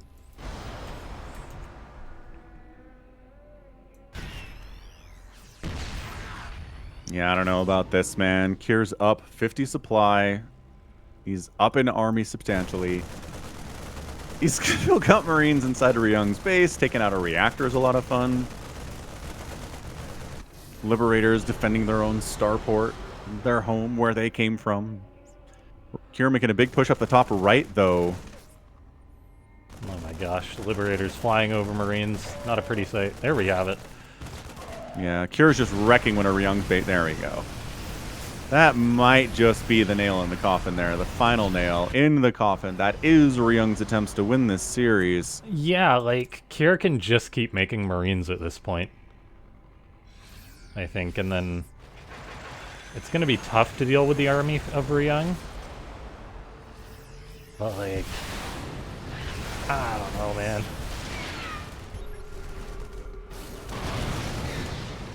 Tank sieging on up. Ryung is trying to knock down one of Kier's bases. But look at this, Kier just repositioning, potentially going to go knock out one of Ryung's last mining bases. And Yeah? Kier can play this game all day. Yeah, you can trade. He's going to be just fine here. Ryung is supply blocked into next week, which doesn't help him in what he's trying to do here.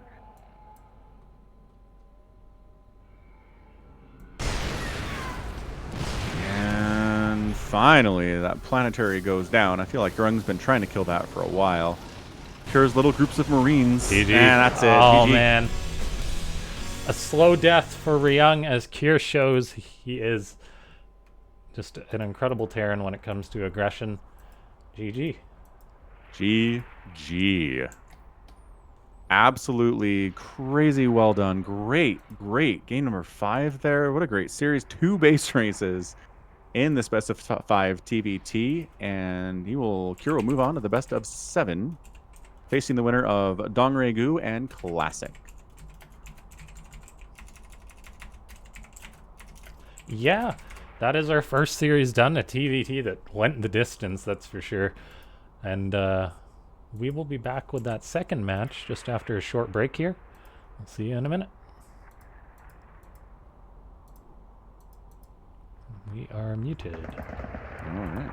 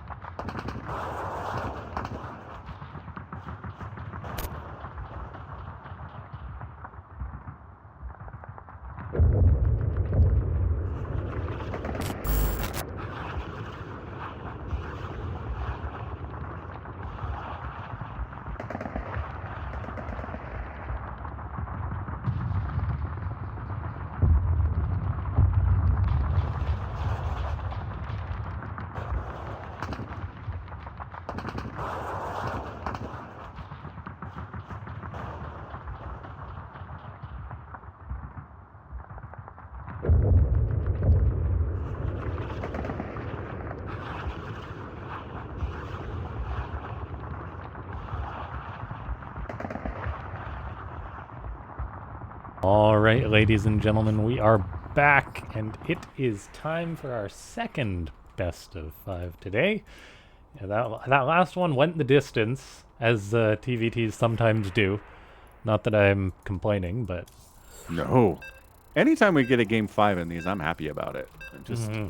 It ratchets up the pressure on both of the players and usually leads to a pretty good game. So yes, and this one could definitely go the distance too. I think these two players are fairly evenly matched at this point. yeah, Their form is, as far as these two guys, is so unpredictable. Almost. yeah, no, 100%. When I saw the names, I was like, yeah, you know what? I can see this series going 5. Absolutely. All right, in the bottom right, it's Twisted Classic, Twisted Minds esports team. And in the top left, I do not know how to pronounce this, but it's Abidos's DRG. Oh, okay, he is on a team at the minute. He is. Let's look at his team history. Recently, Mystery Gaming, Club Envy, Afreeca Freaks, and now, as of April, Abidos. Oh no, Nice. it disbanded though. Yeah, that's what I think he's a free Liq- agent at the minute. You're right. Liquipedia needs to update this. I will do it. I'll do it later. Falcon being, Anyway. being a hero. I mean, someone's got to. Because, yeah, he's totally teamless right now. Probably. I used to spend so much time reading players' Wikipedia articles It's not a bad thing to do. and checking tournament results and stuff, because I came relatively late to the Starcraft scene. I mean, It's true. I've been in it over 10 years now, but there's like a lot of early history that I didn't know, and Wikipedia was great. Absolutely. Parting won the first world championship. That's true. All right, so I'm going to look at the Aligulac rankings here real quick because I'm curious about that. DRG comes in at 19. So he is a top 20 player, and Classic is 15. Oh, so okay. yeah, really close on the Aligulac rankings, which is nice. Now, the thing is, the state of Protoss is such these days that He said it. He I said know. it. I'm just saying, if this was one of the four horsemen, if this was Raynor, Serral, Dark, or Rogue, I know Rogue's not around, I'd be like, all right, so that's a Zerg win. Yeah. But it's not. But Dongragu's not one of those dudes, so I feel better about this from a Protoss perspective.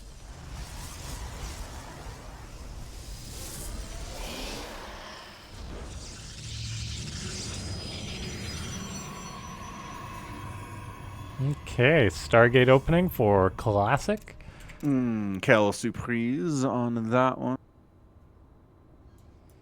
Overlord doesn't know if that's a stalker or not. Going to move out of position. Probe trying to block the third. Tough to do.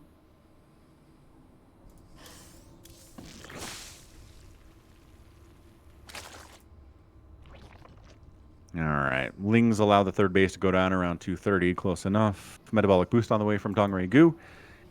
Working on not getting supply blocked. Working on creep spreading. And Warp Gate from Classic. Yeah, we're really having to change gears this one from that last best of 5. I'm like, all that Terran information is useless now. I know, it's like, what am I doing? What are these little yellow things with tasers? Oracle on the way, no real big surprise there. Probably, honestly, it is so standard to just make 3 Oracles at this stage in this matchup. Watch. Second Oracle go. Yep. There we go. Second Oracle on the way. Revelation, harassment, spotting to kill this scouting overlord. Real nice.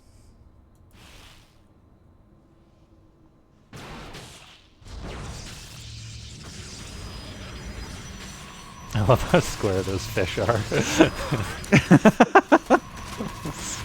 You're not supposed to look at him that close. How? Dude, activate. Activate. There we go. Man, Classic, buddy. A little late.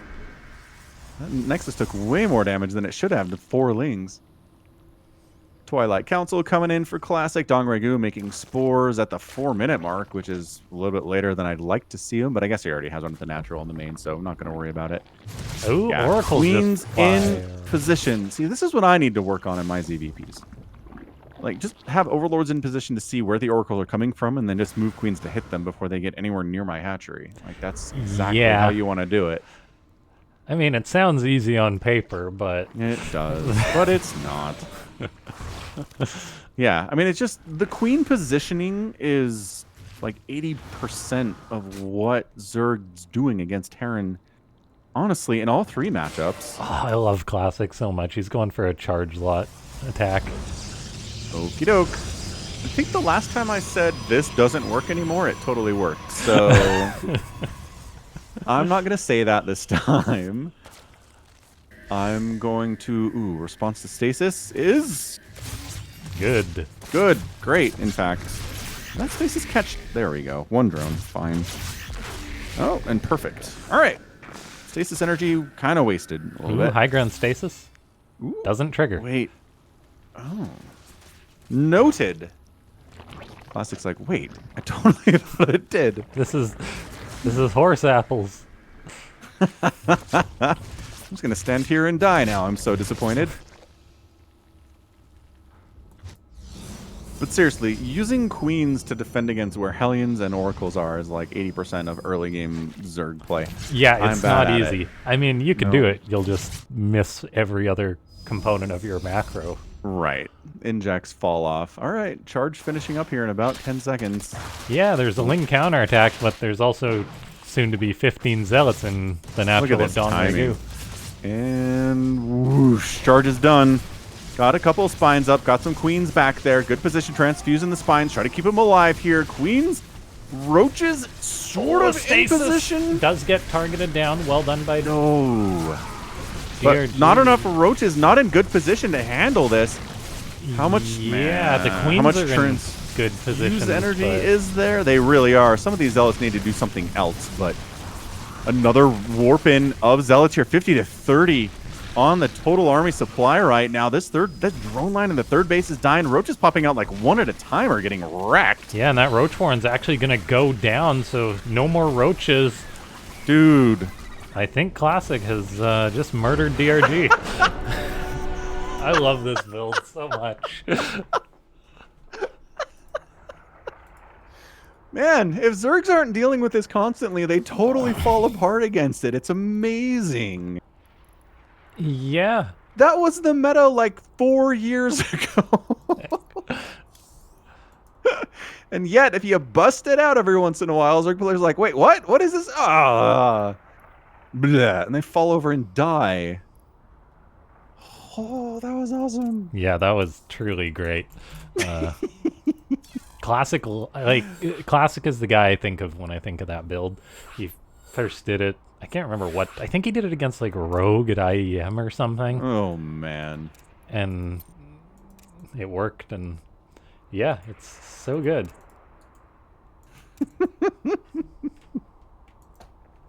Hey, what's up, Somicron? Is Protoss gonna win a game in a pro tournament? Well, there you go. Protoss win. Check it out. Classic asks who won. Oh, okay, from the first series. I'm like, wait, what are you talking about? Right. Somicron is my Aussie buddy. We do a podcast together, and he went to Taco Bell today. Hey, good for him. I know. I'm always proud when he goes to Taco Bell. Because I have one down the road, but his is like, I don't know, 15 minutes away. Ooh. Serious business. A man of dedication. I guess. I don't know that he likes it all that much, but he goes every once in a while. Okay. All right. Bottom right, he's up. 1-0. Classic. That was definitely the build of a twisted mind player.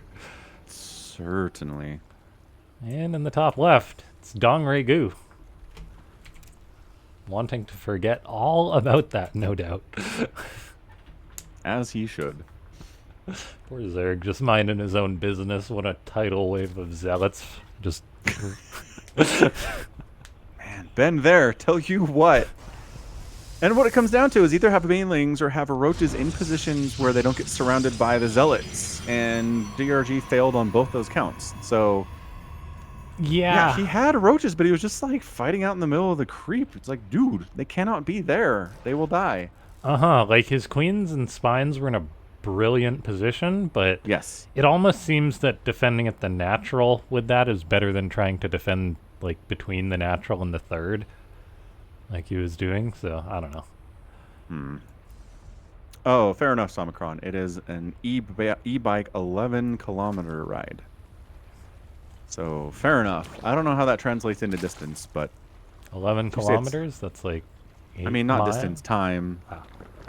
On an e-bike, those things are pretty zippy. They can get pretty zippy. I call me an old man, but I'm amazed that more people are not like killed on those scooters or those Segway wheel things. I'm like, how are you going 30 miles an hour on a single wheel? It's a good point. Some people are just crazy with those. They are. The times I've seen them, people have not been going that fast, which I think makes sense. They're not going 30, so... Yeah, maybe 30 kilometers, but I don't know. Oh, so 15 then, ish.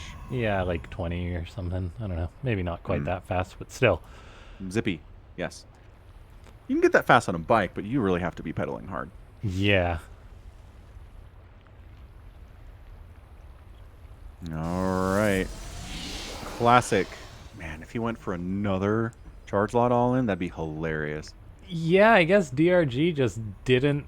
I mean, he got spines up, but maybe it was a little bit too late or something. I'm not sure what tipped him off to that build happening. Because Classic did really deny the vision with killing that Overlord early on, so...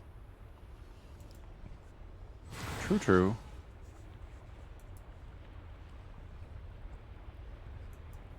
And guess what? It's a surprise Stargate from Classic. Who'da thunk? And the crowd goes wild.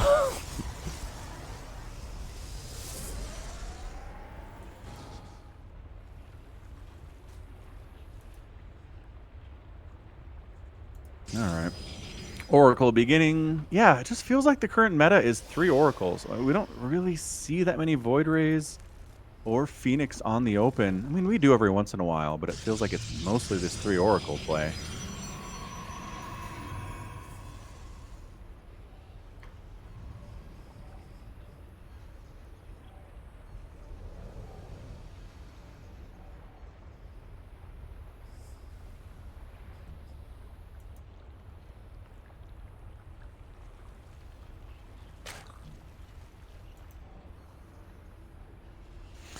All right. What are we going to do different here? Third base from Classic. Ling scouts that happening. Stalker to defend. Another Adept will come over. We'll get a shield battery as necessary. And once again, Queen's in position. Ooh, 3 Queens? Oh, Oracle goes down in exchange for 2 drones. Not the best trades ever. No. Now, if you want that 3 Oracle setup, you have to make another one. But robotics facility on the way here from Classic. Yeah, and the Twilight Council. Dude. Is this going to be like Blink? Resonating Glaive Adept all in. Let's go. Yeah, maybe. I don't know. I'm hoping for Blinky boys. +1 Blink. That's pretty good. Pretty strong against Zerg for sure. Did another Oracle just die? Yeah. Oh, dude. Classic. For a single drone. DRG should just make Lings and kill him. Yeah. Got a Baneling Nest coming up. Yeah, good on you, DRG. Not be caught without Banelings this time. Ooh, very fast Robotics Bay. What the heck? Fast Colossus? I think it's gotta be. Okay. There's no way Classic lives that long, though. I mean... He's making Stalkers because he's planning Blink, but then he changes course to Charge now. He did. Working on +1 attack, working on that Charge. Getting up batteries now. There's lots of Lings out for DRG. He's up to 37 against 4 gateway units. I mean, shield batteries are good. They're not that good. Banelings being morphed for DRG. He is going for blood. He says, "You zealot all in me," and then have the audacity to lose 2 Oracles in the second game. It's dying time. It is. Shield battery overcharge is the only thing that stands between Classic and instant death here. All right, Banelings, they are gonna... Oh, nice force field! Beautiful Excellent force field. There's the battery overcharge. Does get popped. Another force field. The Banelings explode on almost nothing. Oh, the battery is no longer powered, though. Pylon finishes up, so it's powered again. Probes hold position. Stalkers shooting Lings as fast as they can, which is not very fast. Oh, he needs some Zealots over here. He's warping in some Adepts to 2-shot these Lings. That's good. Sentry dies. Stalker down. Shield battery, no energy. More Stalkers warping in here. And that's Colossus needs to run. As someone who's killed a Colossus before with the Lings, it should never happen. And looks like Classic held on. DRG is going to try again, though, and he does find the Colossus. It's actually very useful that it can walk. But oh my god, Classic completely exposed there. Loses his Colossus, loses all his Stalkers and Gateway units, except the Stalkers caught in his mineral line. Another Colossus waltzes out, apparently not learning anything from the previous one, but well, he's got Zealots this time. We'll stay alive, although the Lings engage, but yeah, the Colossus pushes them back. I cannot believe that happened. Classic, buddy. He just walks it over. Oh, man. I said it should never happen. Not that it should always happen. Oh my gosh. All right. Okay. Queens. Yeah, Queens are going to stand between this Zealot Colossus thing on some level. A couple roaches popping out here too, which is nice. The Colossus shooting drones. Lings looking to surround this army. What a wacky game. Oh, another Colossus getting attacked by these +1 Lings. It's hiding in a corner, but its friends do come to save it. Yeah, Lings do hit Colossus hard. It's just they never get close enough to do that. No. Except today. That- Fleet Beacon, classic. Dude. Did you see Rainer Showtime at Katowice? I didn't know. Was it a good Oh game? my gosh.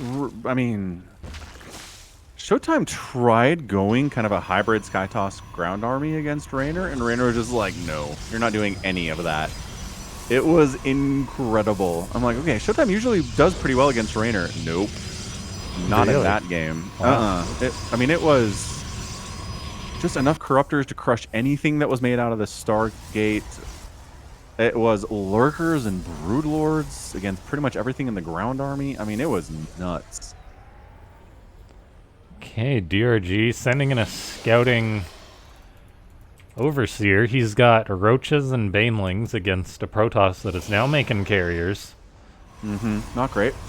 But if you can hit before the carriers show up, you're going to do just fine. Storm completed. 4 High Templar out. There is going to be some good storms from Classic. There's the first one going down. Gets a good connection. Good More storm Storms. again. Lots of batteries to retreat in as well. Another storm going down, hitting lots of roaches. Those Colossus are pulled back. The Immortal is being kept endlessly alive by this battery overcharge, absorbing so much damage, and it stays alive still. Whoa, classic. 2 insane holds in this game. Colossus is up to 32 and 22 kills. It's a good unit. I love Colossus. They gotta be one of my favorite units. Yep, they're not as good as they used to be back in the Wings Liberty days, but they're still pretty fantastic. They used to just melt. Oh, they used to be roaches. Like, so good. Well, there was like no Ravagers. Corruptors were garbage. Yep. Tanks were garbage. So like it was like get 3 Colossus and you're in pretty good shape. Bunch of stalkers and you're good to go. Yeah. Colossus Stalker Deathball. Bane of my existence in 2013.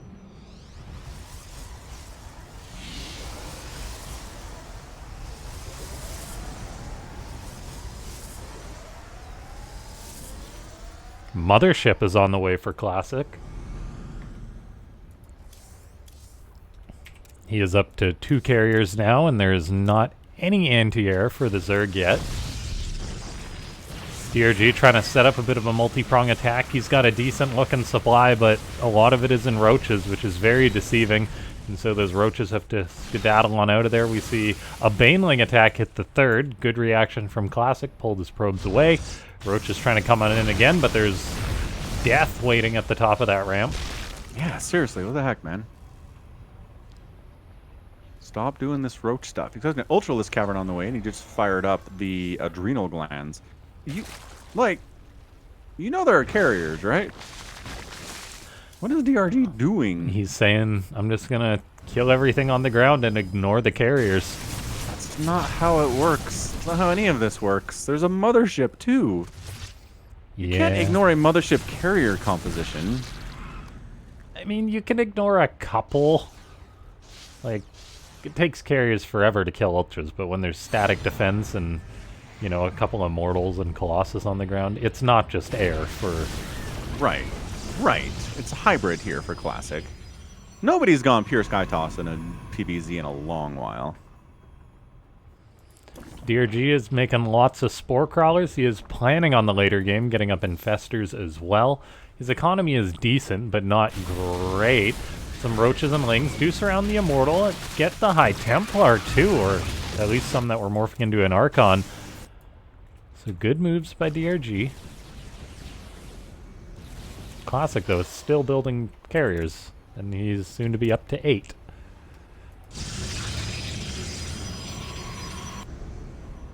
Well, let me know when there's infestors out. Because Neural Parasite and Microbial Shroud would be pretty good, but I don't see any festers. So there they are. There we go. They have... Yeah. Alright, here we go. Yeah, it's only 3 infestors, though. Ultra's throwing up. Yeah, this Roach Ling stuff just keeps getting rebuffed, but down. Okay. Oh, trying to target down a Nexus, and he gets it. No battery overcharge got popped to really juice it up and heal it. multi-prong attacks. Ultras and Roaches having to escape there. Chitinous plating is now done, so they'll take forever for the carriers to kill. Which is Absolutely. why Classic throws down another Robo immediately. Still building another Immortal. Yeah, recognizing that Immortal count needs to be fairly high here. Yeah, the Protoss can also potentially make Void Rays as well, as they're pretty darn good against Ultras. That bonus versus armored always comes in handy. Trying to clear this creep as much as possible. DongRegu setting up on the left side for possibly another attack. Yeah. It does come in, but no. There's Storm, there's Immortals here, and yeah, DRG sees the first Storm and backs out.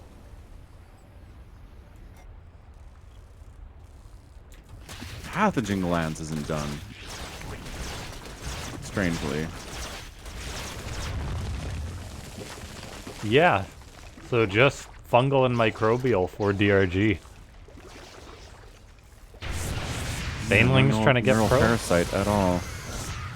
Yeah, honestly, should have maybe killed that shield battery. But Roach is wanted to going get a in bunch of again, those. and they get rebuffed. Yeah, Spire finishing up here from DongRegu. He's gonna do Spires actually, starting a second one as the first one finishes. Recognizing the carrier group is getting a little bit big. Yeah, more infestors. There is that neural parasite. There it is. Nice. Roach is being found and killed by these carriers.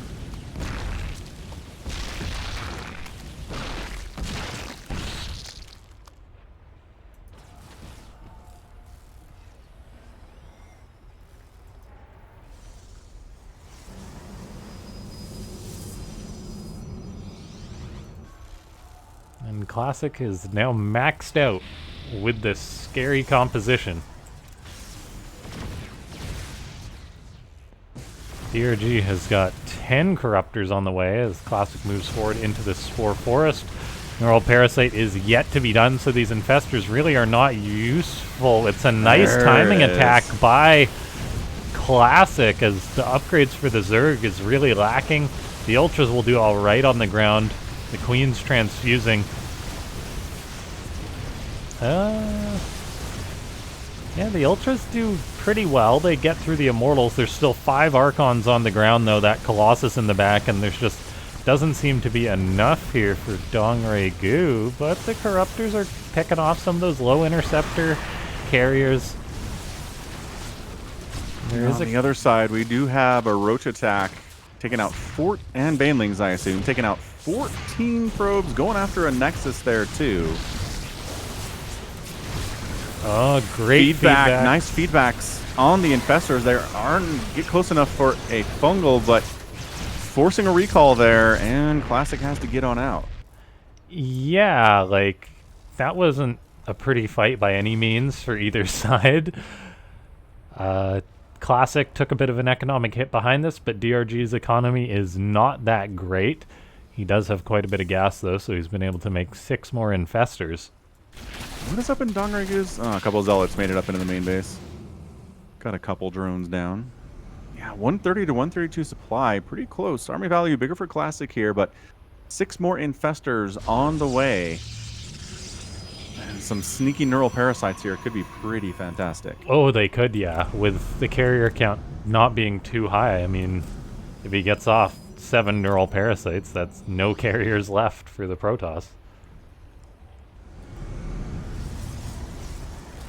4 more Ultras on the way for DRG. He is 100% going to win the ground fight. It's just a matter of then dealing with the air units. So his composition is coming together.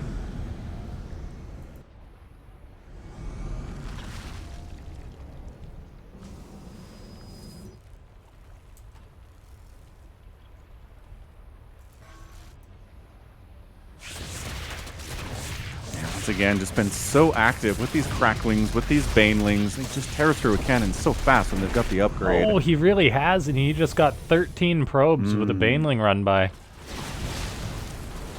This creep being as close as it is so annoying for Classic here.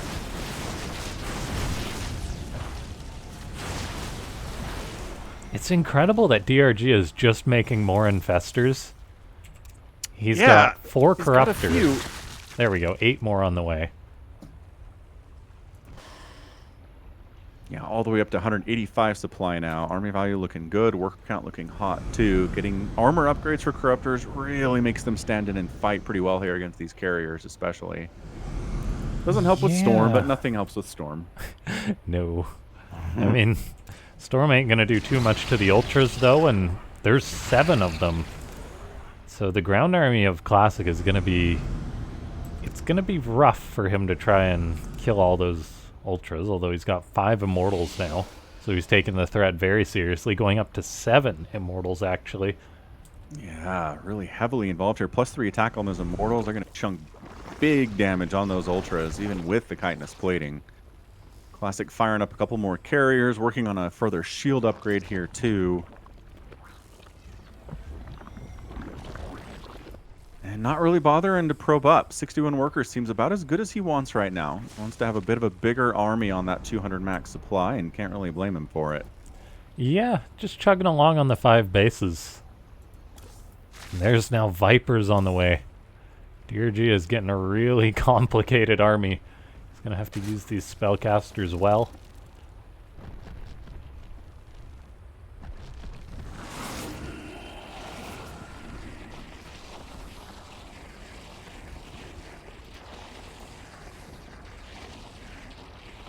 Raider Spire coming up. Might get some of those Broodlords in the mix. Not that he has to, but another attack into that 6 o'clock base. He's still got Archons. roaches alive. It's incredible. Yeah, there aren't that many of them, though. He's just trading them out here. Free up some supply for Broodlords, Corruptors, +2 flyer attacks on the way. Yeah, more Broodlords. Yeah, so Broodlords obviously chomp through these Immortals and Archons pretty fantastically. And there are no Tempests, there are no Void Rays to burn those Broods down quickly. Might be difficult for Classic to deal with here. Yeah, we'll see if Classic is the player to attack as well, because being on creep defensively will really give DRG an edge in this fight. Feedbacks go down on Vipers, however. Carrier gets abducted, but will be able to retreat. Great time warp as well. Yeah, not quite enough anti-air here. The Immortals start coming in, the Ultras come in to fight against the Immortals, cleaving through them, taking major hits. Fungal on everything. Parasitic Bomb gets tossed in here too. The Corruptors are trying to get hits off, but they're dying pretty quickly. Broodlords on the left side trying to rain down Broodlings. The ground army for Classic looks like it's about toast here, but not enough. Yeah. And Classic wins game 2 with a Sky Toss ground hybrid army. GG. Woo! Wow, that was nuts. I feel like Dongrygu had enough time to get the composition he wanted, to get the position that he wanted. He had spores. He was on creep. Yeah, neural parasites. The feedbacks were big, though. They were, and I think DRG was a little bit out of position there, actually. He had, like, his ultras kind of trickled in without the spellcaster support, and DRG had to pull back a bit. So I think it could have gone a little bit better for him. So well done to Classic for pulling the trigger when he did. Yeah, absolutely. Sometimes there's just a tiny window. Mm-hmm. And you got to pounce on it. And he did. And that was fantastic. Classic 2-0 lead here. Looking good. Protoss hopes everywhere. Kindling. Whew. We're on Alcyone for map number 3 here. And I love that Dongrygu's got the Serral portrait. Yeah. Feels appropriate. Channeling his Zerg god. Uh-huh. All right. Alcyone, game 3 here.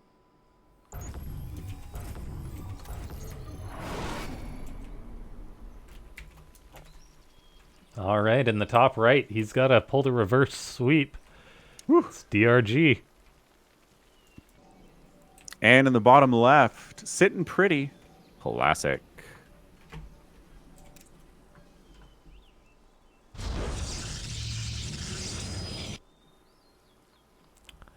DRG just needs to play like Serral. Yeah. I mean, look, he's got all of the powers of Patch Zerg behind him, so he should be fine. Those banelings on the ramp, man.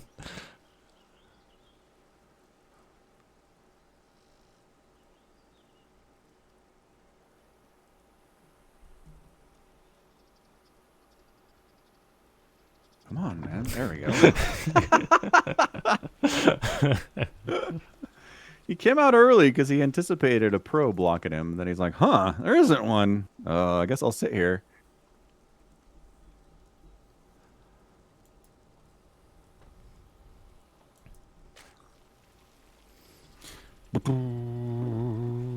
Thanks so much to everyone for tuning in. Keep in mind the winner of this will go on to face Cure, so that's going to be a tall order for whoever it is.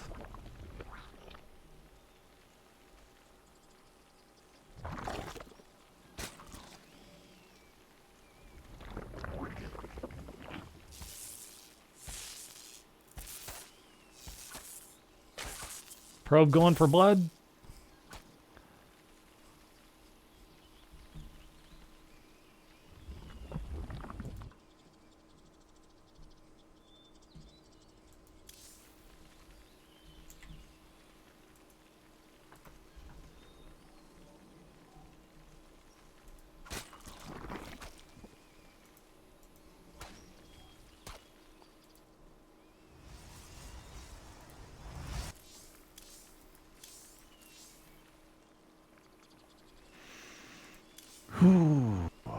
Depth on the way from Classic. Standard stuff there. Going to come in for the Scout. Check for a lair timing. Check for a Roach Warren. Stargate coming up.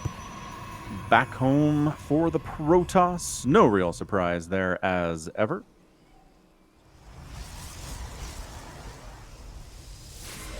And Adept out on a mission. A mission to scout stuff. Maybe keep the probe alive if necessary, but was not necessary at all. Overlord sees the Adept coming over. Well, Dong Rigu could handle, you know, Adept timings with his eyes closed. Yeah, it's very common. That is yet another thing that you have to learn how to deal with to be a good Zerg.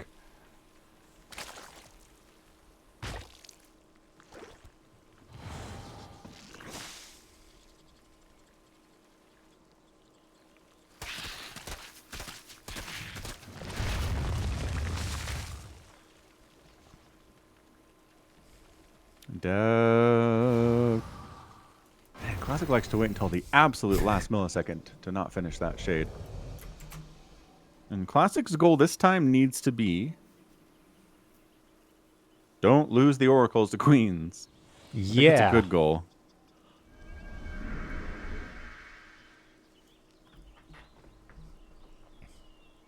I mean, he did still win the last game despite losing 2 Oracles, so props to him.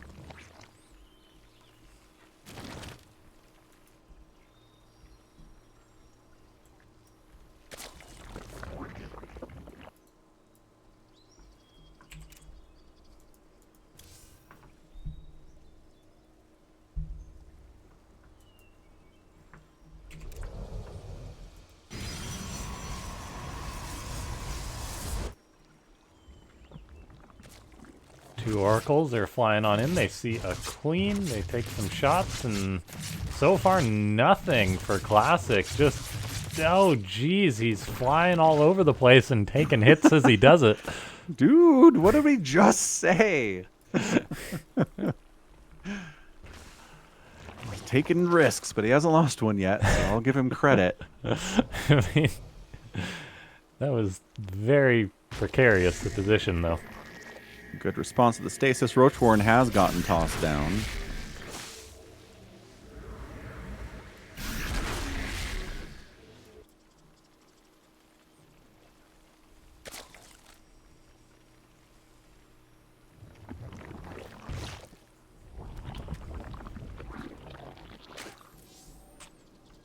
Charge is on the way for Classic now.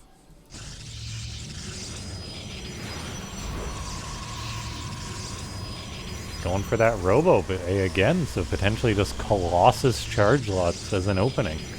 Yeah, which, weird, but seemed to go okay for him in the last game. That Oracle getting pushed away. Another stasis ward being dropped down, but so far DRG hasn't missed one of those. He's trying another, and good reaction once more. Another Oracle moves in with a stasis. DRG is having a lot of mining be denied, actually, just from having to pull away from these. There we see a Spire on the way.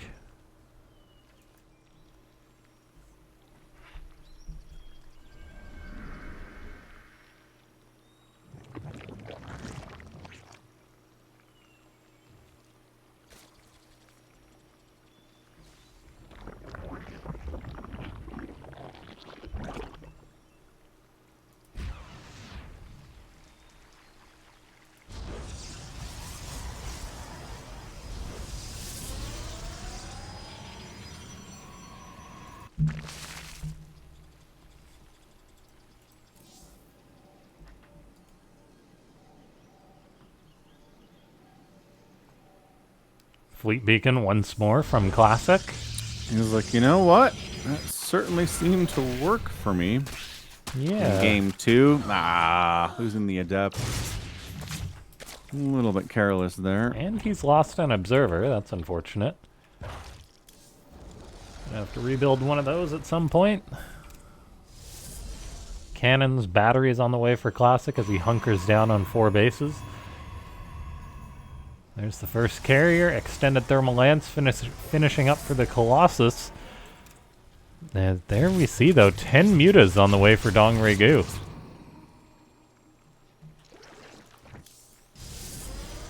And I'm no Protoss expert, but I believe 2 carriers is not the answer to 12 mutas.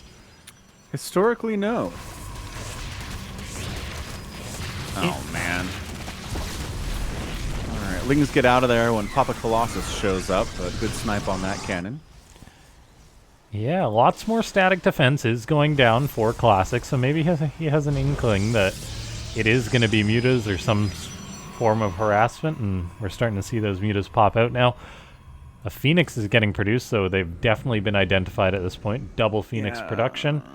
Ion Pulse Crystal coming in here too. Range always useful. Man, this was even a Stargate opening, and Dong Regu's like, you know what's good here? Mutas.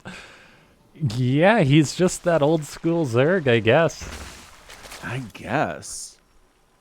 I don't know about this. He's still continuing to fire up Mutalisk.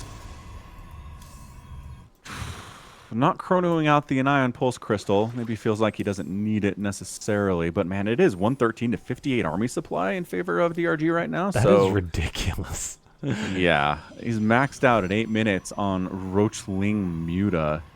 Yeah, maybe just he's planning gonna a mash dive. his face in here, yeah. Target the Colossus with the mutas, maybe, and then let the rest do what it needs to do. And yeah, he's going for it. Battery overcharge, but it gets killed almost immediately. In come the Phoenix, shooting down the mutas as the mutas target down the carriers. Yep, Carrier 1 is down. Carrier 2 taking some hits. The Phoenix doing a good job trying to keep that carrier alive, but man, that is still so many mutas. Just trying to burn it down. It does survive, and it will be able to help clear out the roaches that are inside the main base along with these Colossus. That's a big win for Classic, but 19 probes down. Phoenix control by him has been pretty fantastic. That extra range obviously helping. But man, it's so frustrating as a Mutalisking player to try to even get close. He does snipe off one of the Phoenix, but the Mutas are in full retreat. Yeah, that was a big move by DRG, and 26 workers in total. Classic is on 4 bases though, so he can chrono boost out 4 probes at a time and rebuild fairly quickly. His carrier production was completely stalled as he was just in survival mode. Army supply now 78 to 58, so DRG not nearly as ahead as he was. No. And I mean, that's compositional choice right there, man. You can have 3 times the army of your enemy, but if they've got the right stuff to deal with you, then you can survive it. I mean, yeah, it took some serious hits to the economy, but now there are Corruptors to try to deal with the Phoenix and the Carrier, obviously. And Dong Regu dive bombs in. Nice. snipe on one of the oracles there. Revelation toss, so the corruptors can't sneak up on anybody. Mutas catch that tag too. More lings, more mutas. Flyer Carapace getting researched by DRG. Lots of static defense going up for Classic. Always a good investment for Protoss, particularly against a mutalisking player. Yeah, never a waste of time. Yeah, Phoenix don't trade well against corruptors, but with the range upgrade, they kind of do a little bit better. Yeah, takes them a long time. We see great stasis wards making those lings unable to pass. The Archons on the ground move in. There's no way that DRG can fight under those. No, he is falling back. Man, he's getting... Phoenix are getting major volleys on these corruptors, and they are just not dying. Yeah, the armor is really good. It really is. Now, the follow-up for Classic is to go back into that carrier production. Carriers do scale a lot better than mutas as the game goes on. Yep, if you have enough carriers, you're good, but I don't know. He's got one right now, and he's firing up 3 at a time. Not exactly 12, you know? No, it's not, so he could still be vulnerable here. Come the Mutts, target down those cannons despite the battery there, but in come Archons and Phoenix. And yeah, the Archon-Phoenix combo is great against this Muta Corruptor stuff. Yeah, DRG's got his gold base rocking. That's going to help. He's at 79 workers, and he's just going to flood here. He's just going to continue attacks over and over again. Got +2 attack on those lings. Centrifugal hooks is on the way. Maybe some Baneling attacks like he was doing in the last game that were pretty successful. Zealot sees how just ginormous that Mutaflock is and says, "Who do you think you are?" Yeah, this is an interesting position. We see Classic now trying to get up his 6th base, take his own gold. Like, at the end of the day, though, DRG will have to deal with the carrier force that Classic has arrived at. Yep, he's got Corruptors. It's kind of the answer. Yeah. Okay, nice Ling attack. Okay, that's a big deal. Gold base of Classics is denied, and the Zealots that come to deal with it get murdered as well. So that did not go very well. In come a lot of Banelings moving towards that 5th base. Classic should see this coming. Not going to be able to stop it too easily, though, as the Banes crash into all that static defense and take it out. Probes will survive, so the static defense did do its job, however. Couple Banelings still here. Okay, Banelings are gone. You can go back to work now, boys, and they do. Just a normal day at the office for a probe. I mean, tragically, yes. Adrenal getting started. DRG's like, man, if those were Adrenalings, I would have killed that base. Yeah, you're probably right, actually. 26 Banelings coming in, and yeah, firing up 8 Spine Crawlers, too, is DRG. I love it.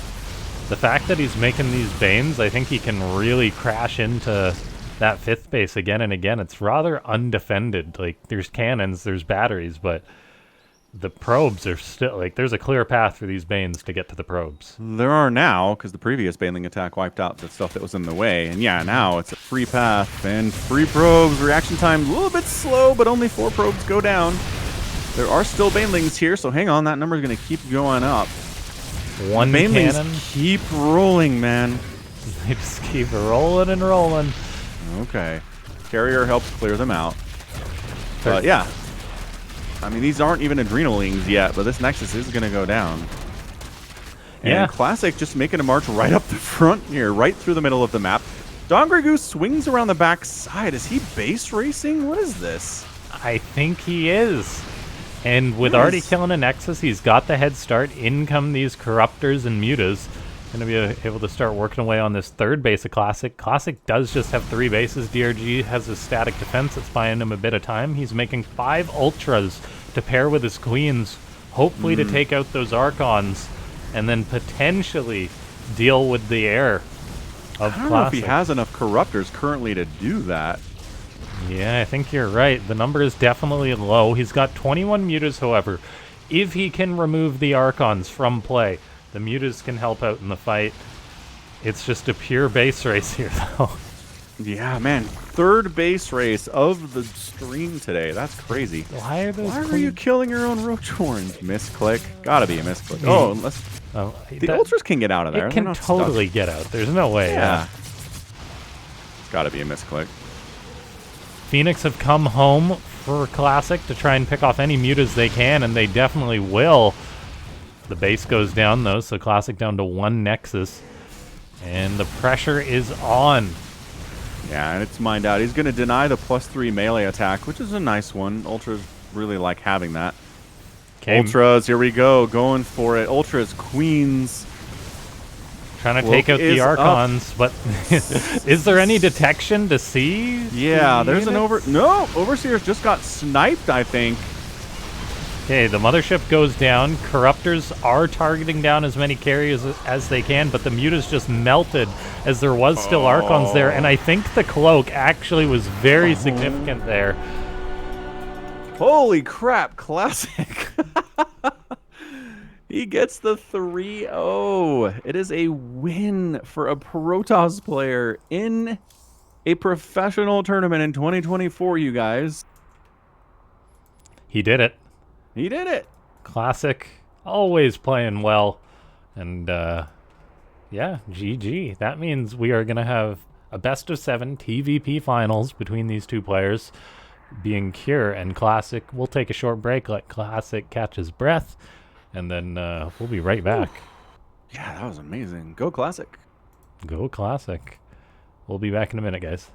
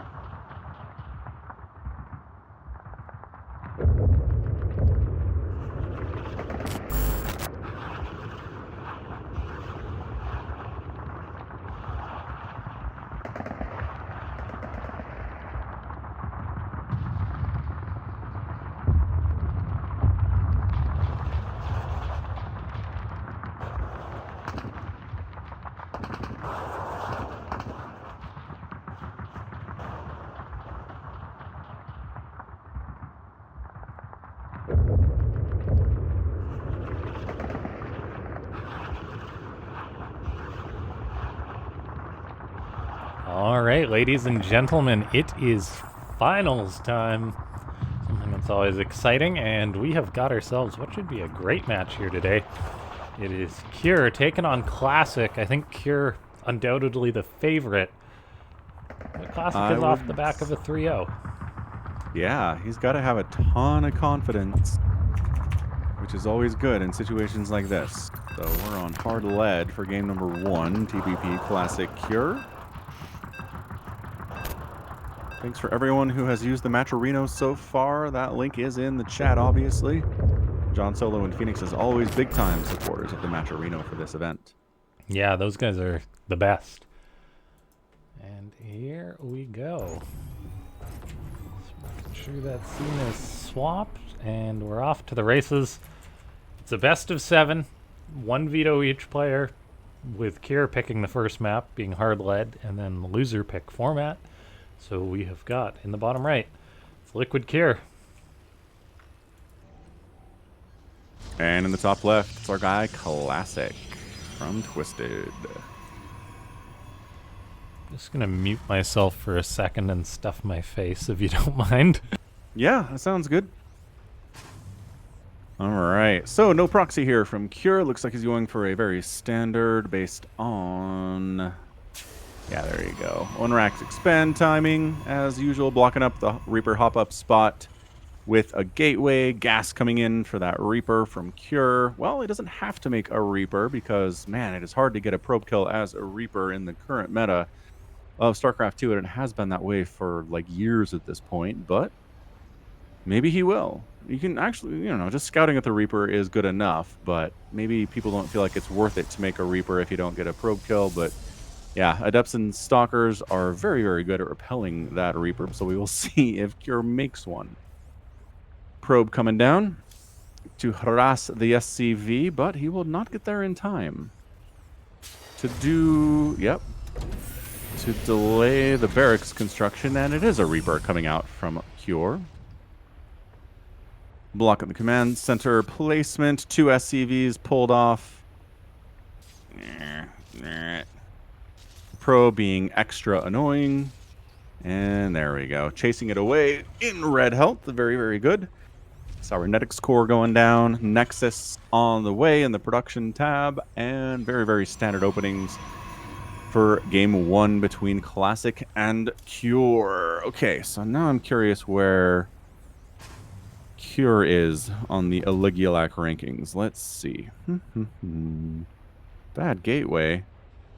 No, come back, Aligulac. I need you for things. All right. Aligulac's not working. Tough stuff. But Reaper, yeah, like I said, like sending a Reaper around and trying to get a probe kill is just a tough ask, especially because guess what? There's an Adept out. Twilight Council coming in from Classic. Could be for some Blink Stalker shenanigans. Could be for a 2-base Blink all in. We'll keep an eye on that. Warp Gate getting researched here too. And a Factory from Cure on the way. Honestly, probably for a Cyclone. We talked about that in the TVT that we did here first today. Cyclone just pretty good at rebuffing things like Oracles, Phoenix, Adepts that are trying to run around inside your base. But instead, the first thing we get produced is a Hellion to work with the Reaper. And a Starport on the way from Classic here too. So, Adepts is here. There is no Cyclone to handle it. Adept trying to get through that wall. Good luck with that, friendo. You're not intended to kill buildings, I'm afraid. Yeah, Marines don't necessarily want to fight this, but if they can maybe they get work the jump together, yeah, get the early hits off. And the Hellion doing bonus damage versus Adepts, but the Shade gets her out of there. Nicely done. That Hellion is probably going to kill that Adept, though. Yeah, why'd you come back? Yeah, that's you a were big You mistake. were alive. Okay, bye.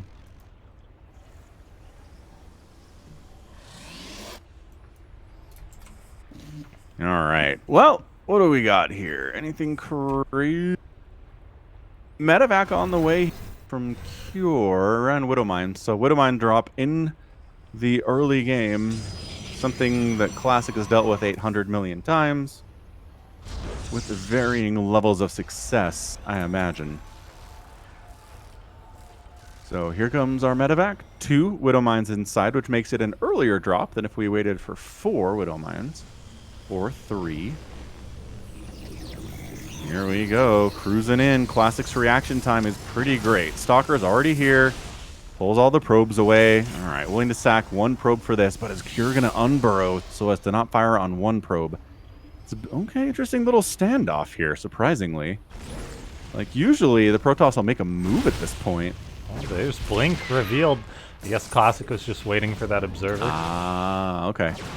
Oh, still loses a probe. Yeah, it's acceptable losses, I always say. All right, Raven on the way with Interference Matrix coming in here too. He knows that there is interferable stuff available here.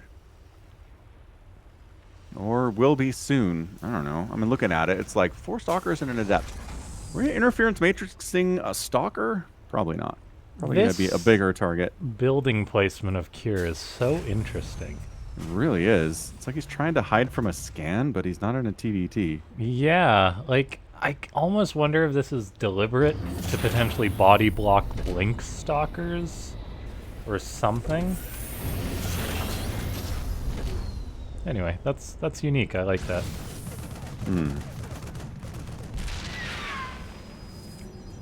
An attempted auto turret harassment by a Raven, which is now clipping into the backside of this map.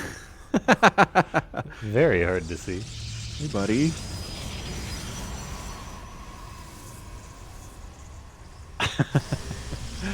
Cure just working on all the classic upgrades. Stim, Combat Shield, +1, all the stuff that makes Marauders and Marines so strong. Yeah, Interference Matrix is out for this Raven. And came in again to drop an auto turret. Worked away on that Stalker, on that High Templar. Yeah, it took some HP off it too. Yeah. Auto turret damage is fast. Oh, they just feed back the Raven? I thought I heard Oh, it was feedback. the Medivac, yeah. So Oh, they the don't have Medivac. energy to feed back this Raven. which is going to be real important. That might have been a mistake. Mistake. The Raven pops in, gets another auto turret off This before is it dies. so much bio, and this Immortal is by itself. Oh, dear. Hey, bud. Auto turret's unnecessary. See you later, alligator. Yeah, Shield that battery was- sniped. I guess it's getting some damage off on that Archon while we're at it. Good positioning here. Zealots can't quite get a surround. Archon dead. Stalker's fighting. Not good. This might just be GG, and it is. GG. Yep. Cure gets the game 1 win in 7 minutes with a nice little Marine Marauder Raven attack. Yo. All right. So that's game 1, 7 minutes. Really nice little stim +1 combat shield timing attack there from Cure. Yeah, just Classic was not in position to deal with that, even remote. No, not at even all. close.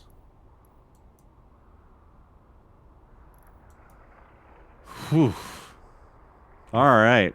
So, I mean, not the greatest of signs for your best of 7 featuring TVP, but we will No. see. It's just really just a question of positioning, right? Yep, 100%. Like, Classic pulled his army back right as that, right as the attack came in, so. It was pretty simple to see what went wrong there. Terran OP, please nerf, says Mitsuo. Yeah. Protoss have been having trouble with Terran for a while. But, you know, better positioning would have made that a much different game. So there are things that can be done here. It's not like we're looking at a situation that is completely unwinnable. Classic in that game, right? Yeah, the map as well is a big deal here too. That was Kier's map pick. Now we're on Classic's map pick. So he may feel much more comfortable. It may be harder to pull off a timing attack like that for Kier on Equilibrium.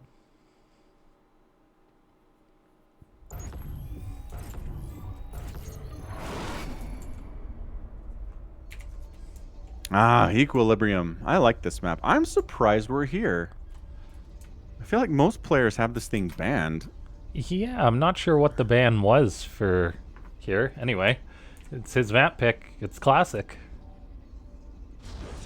And in the top left, Team Liquid's Cure. It's like, oh, you know, it's really good. What's been really good for a really long time is Marines and Marauder. Terrans really are out of the box thinkers. I mean, you brought a Raven this time. Toss It's down some true. auto turrets. He researched interference matrix and he didn't even use it. Nope. Maybe if that Immortal had been part of the larger composition, he would have matrixed it, but Yeah. didn't need to. Did not need to. Yeah, Equilibrium, man. I've cast 2 or 3 games on this map where it's just crazy. There's always something about maps where you spawn on the same side that makes StarCraft 2 matches interesting to me. Like Golden Wall for years always produced interesting Oh games. gosh, that was such a good map. Yeah, and this is the same thing. If you spawn to the top side both, it creates weird situations. NG Bay block, Classic, saw it, moved on immediately, did not care. Kier, what are you doing? This isn't your base. You don't build an eBay here. Classic. Historical harassment. Ooh, Classic's not going to try to take its gold, is he? Of course he is. Classic! This has got to be what, like, Kier's got to expect this though, right? I mean, no? Could just be a, like, 1 base 4-getter. Okay, that's not actually that reasonable. Like, Protoss always expands elsewhere when they're eBay blocked if they're not dealing with it right away. Yeah, So Kier's got to be like, all right, he's taking the gold because that's Why what you would- do on this map. yeah, why would you take the crappy normal minerals when you could have the gold ones? It's gold and rich Vespian gas. It is twofer. Yeah, all right. So he comes right here and says, okay. Noted. And I don't think Cure's expanding is the thing. No, he's not. He's single gassing it, interestingly enough. Of course, his expand got delayed a little bit by the investment into the eBay, but True. This And he's is just double pumping Cyclones. Here we quite go. a delay. Oh, Terran. Yep. I mean, see? He's like, look, it's not just Marines and Marauders, LaughNgamez. We can do other stuff too. It's a fair point, sir. You make an excellent argument. All right, shield battery up. Adept is going to be like, Yeah, an Adept out on the map when there's Cyclones lurking is not a good thing. So, she will want to go home. Stalker, shield battery, not really enough to handle like 2-4 Cyclones as another pair get fired up here. Okay, here they're coming. Yeah. Oh dear. Okay, the SCV and the Marines leading the charge. This may tip off Classic that he needs to retreat. Adept's gonna take the brunt of it. Stalker tries to make it to the battery, and it does. The battery overcharge keeps it alive by a hair. 3 Stalkers get warped on in. That's a big deal for defending this. That was close. That was so close. Where are the other 2 Cyclones? He's making 5 and 6. So this is 3 and 4 joining the party now. 5 and 6 are in production. Oh man, the things Protoss have to deal with. He targets down one of them, gets a second. That is a great move by Classic. Loses a Stalker, but he'll take that trade any day of the week. Okay, Marines trying to do what they can here, delaying, but this is really good Stalker control out of Classic. Yeah, and keep in mind, his economy is turbocharged by this gold base. Okay, Classic. I like what we're seeing here. Don't go down without a fight. Okay, in he goes. The bunker finishes just in time for Cure. Classic wants to target down those Cyclones, and he's just going to bypass the bunker, try and get into that main base. Almost kills that, does not quite. Stalkers are now trapped. Okay, he does get out by killing 6 SCVs. More Stalkers are here. Hold on. Yeah, and he just goes past the bunker, kind of. Not really, just standing next to the bunker, not caring. Targets down another Cyclone. On the other side of the map, though, 8 SCVs have died to these 2 Cyclones in the main base, so no. It's blood for blood.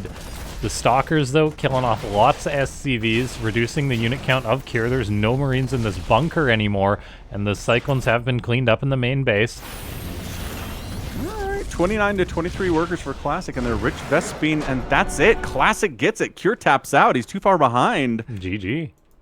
And Classic giving hope to Protoss everywhere. Yes. He gets away with the gold base expand on Equilibrium. What a boss. That was awesome. Incredibly well done. Just the control on the Stalkers was great. Cure's build choice was a bit interesting, but the response by Classic was really well done.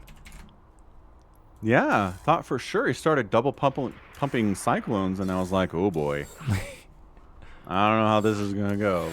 But no, Stalkers traded out just fine against them. Good macro, again, taking advantage of the extra income there in both gas and in minerals.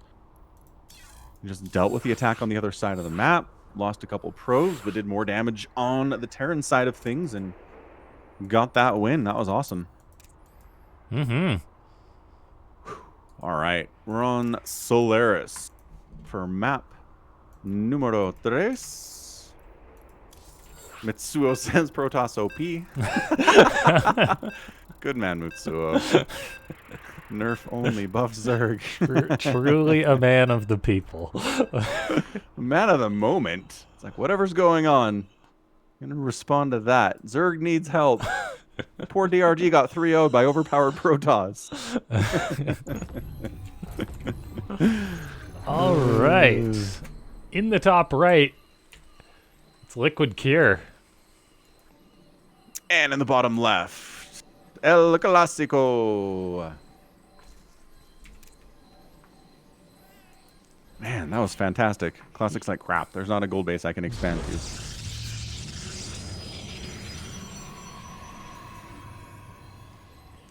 Yeah, so we may be looking at a bit more of a standard game. Solaris is Cure's map pick with this format. It really does make for the better series, I think, this map format. because as the series progresses, the maps get more and more balanced, so to speak. Yeah, that's fair. Kier being a dirty Terran.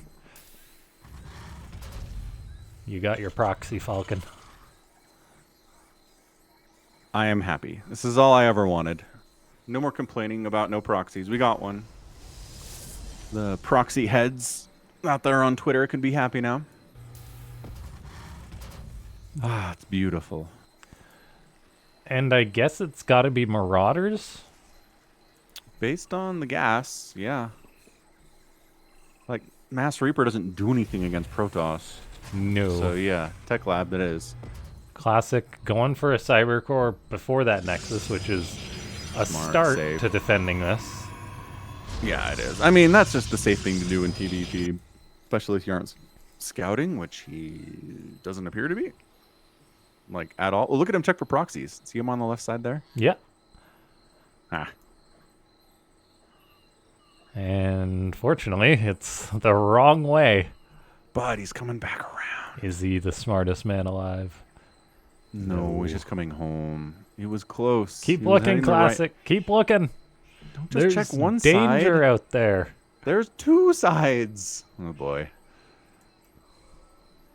Yeah, that one Adept is going to have a lot of work cut out for her. Man, Harson did a whole video about this build.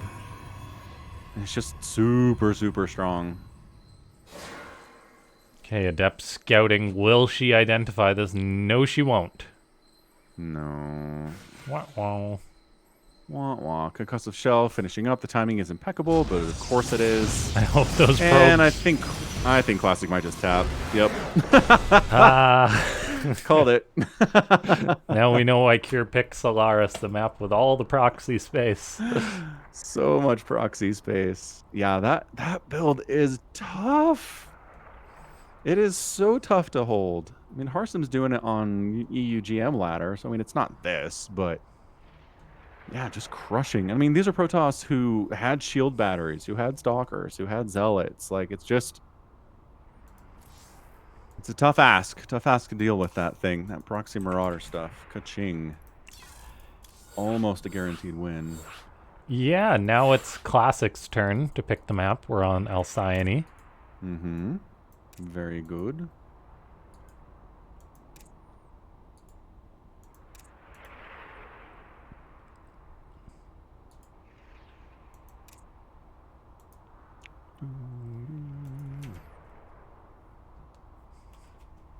Both players are ready. Let's go.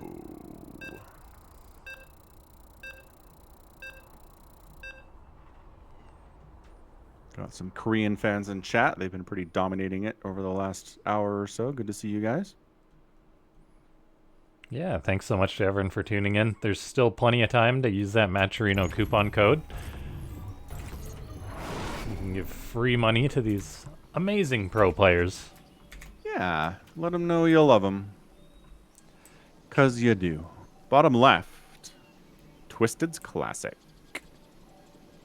And in the top right, it's Kier. No proxy timing on that SCV this game. Everything is okay with the supply depot at the top of the ramp. Everything else is in the fog of war. An SCV Scout moving out for Kier. What do you think about the different types of fog of war?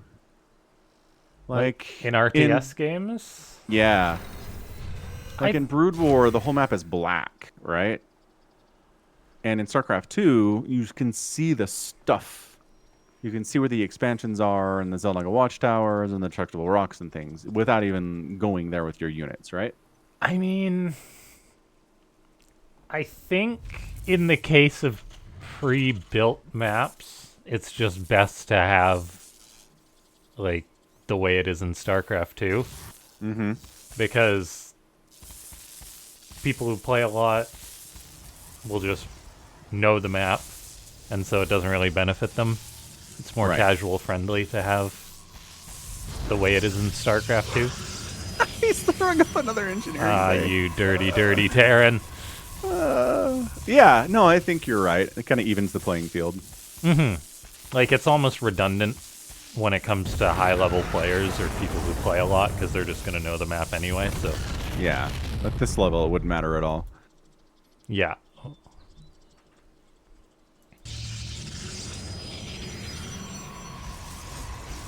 All right, Cybercore before expansion, but really out of necessity more than anything else in this situation. Adept on the way, and another factory coming up. No expansion on the way here from Cure quite yet. Yeah, just that one gas, potentially double cyclone again, although that expo will be on the way. And the one Marine runs across the map.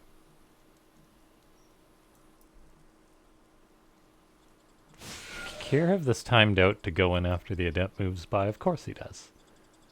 And then he's going to try and get a probe.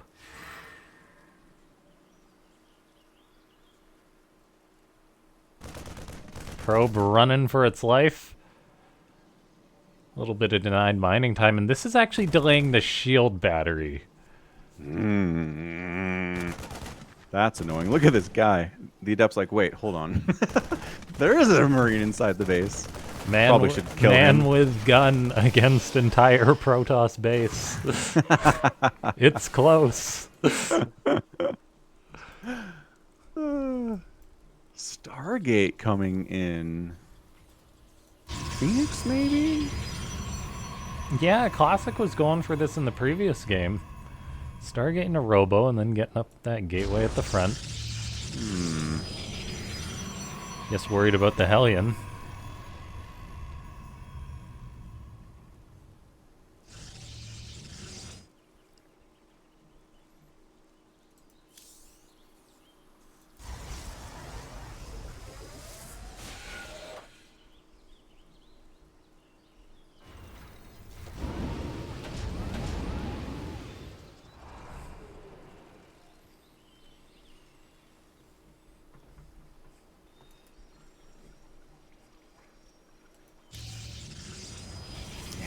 There we go. Phoenix. Phoenix. Viking on the way and a Cyclone too. Robotics Bay warping in here from Classic. Adept gets found, kills off the Hellion at least before perishing. Cyclone wins, and a nice little full medevac unload. Stalkers and Adept out of position here at the front. All right, Classic, you got to react real quick. There we go. He sees does. Okay, that was good. Good getting out of there. Knowing to lose the mining time, but much better than the alternative. If he can get the medevac, that will be huge, and he does. Yes. Pulling Gets back the medevac. injured Stalker, loses one, will lose the Adept as well. Lifts up a Marine. Nice lift. Okay. That was better held than I thought it was going to be. From Yeah, he Classic. may Well regret done. using that lift, though, as now he's got to deal with 2 Cyclones. Oh, depowering that warp gate in the Cyber Core is annoying, certainly. And they do get it. Here comes the kiting. Oh, lifts, but the Phoenix dies before the lift really takes place. Phoenix getting serious hits from that Viking. But Viking gets sniped. Stalkers can handle a couple Marines. The third Marine's like, I wasn't here. Nope. You didn't see anything. No crap. Oh, dear. They did see me. Run, buddy, run. Oh, he's Like, gonna I'm gonna die go like a down man. fighting. That's right. Good man. Stalkers are like, I feel like I killed most of your army. Let's go check this out. And no, there are Cyclones and Marines and a Viking and a bunker here. Well, almost a bunker anyway. That is not a good... Okay, we're just going to lose a Stalker for nothing. You just had to poke in. Had to see what's going on.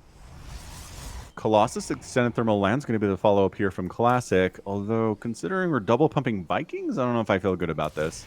Yeah, that is a good read by Kira, I suppose. And then he's got a tank on the way, so probably going to be going for a bit of a push.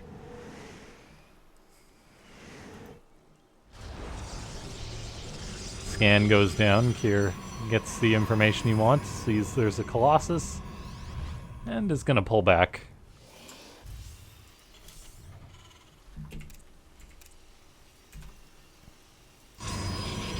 in all, I think Classic is in a fairly decent position.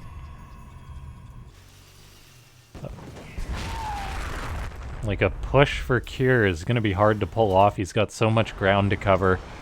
Classic killed off a lot of the army of Cure early on, so it's going to take him a while to build up. And yeah, I think it's not too bad of a spot for the Red Protoss. No, definitely not. In comes the Terran with 4 Vikings and a siege tank. Classic steps out, not expecting the army to be there right away, though. Vikings getting those shots off, draining energy off of the shield batteries. Yes, it's nice. The shield battery's there, but it's not forever. Disruptor, first disruptors of the day we've seen today. Oh, completely misses. Yeah, that's okay. Forced to cancel on a bunker, that's nice. This is a very intense setup from Cure. I think Classic is going to need another battery or two. Vikings getting that high ground spot. Siege tanks firing away. Can't quite hit the shield battery with that tank position. He's going to reposition to get close enough to hit it. Yep, that's what that tank is for. And that bunker finishing up's a big deal. Cyclones here. This is tough. Ooh, but sniping a tank with a disruptor shot's nicely done, Classic. That was big. Really big.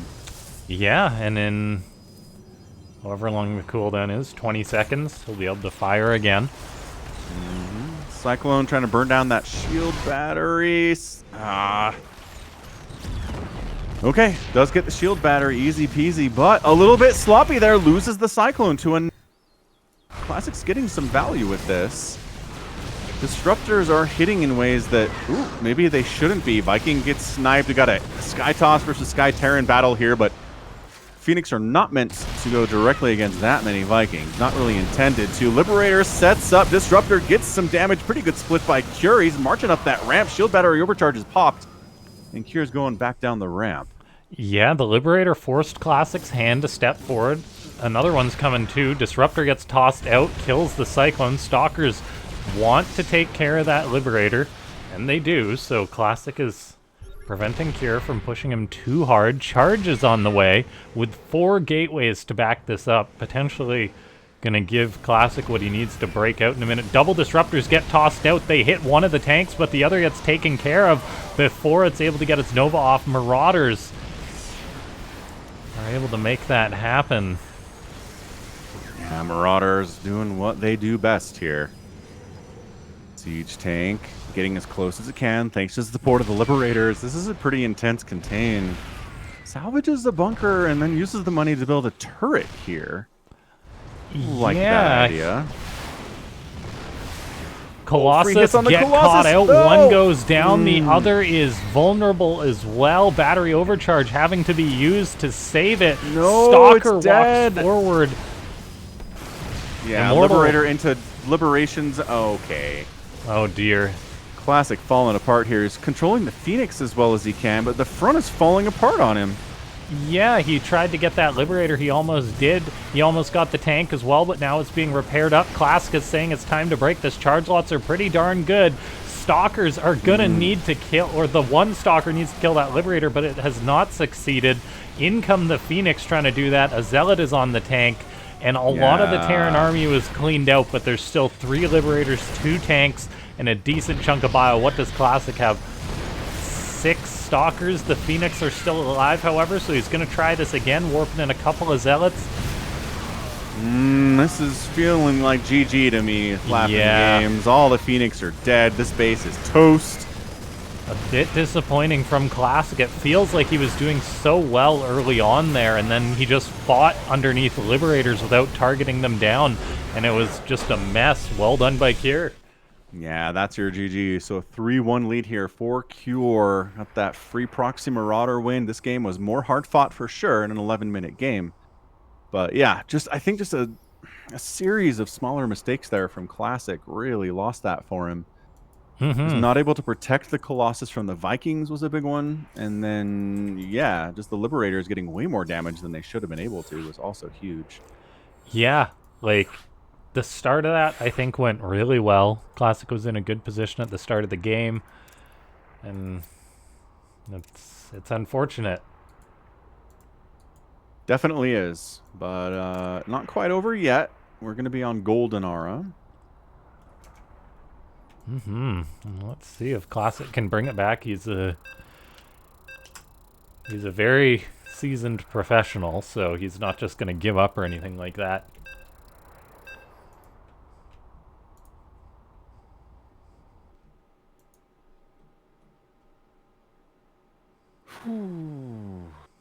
All right, here goes nothing.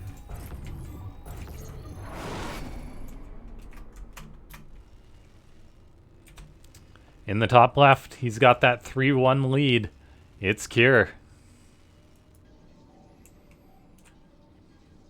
And in the bottom right, Classic. I got all excited when Classic tied it up 1-1. Yeah, me too. And that it was close to being 2-2, I think. Like, a little bit better control. I guess he was really microing the Phoenix in that last game, which took away maybe from his engagements a bit. And oh man, Kier is a dirty Terran. It's like, Falcon, this is for you. Come on, Classic, go down that ramp. Points up into the nosebleeds, and he does. Love to see it. As the proxy gets found out, Kier doubling around with his SCV. Is he going to plant that down anyway? No, he's just going to scout on in. Another probe goes out for Classic though, so he's not ready to give Kier a break yet. Kier wanted that eBay block, but Classic pulled probes ahead of time. He's now going to be able to take his Nexus very safely. Excellent, excellent look there. Thanks, Aki, for using that coupon code. Throw free money at these players.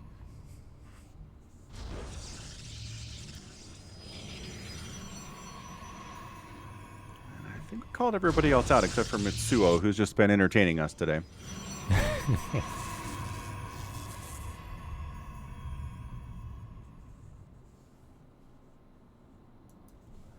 Okay, in comes this probe. Checking for that expansion. We see a factory on the way for Kier. It's quite delayed though, because of course the Rax was delayed.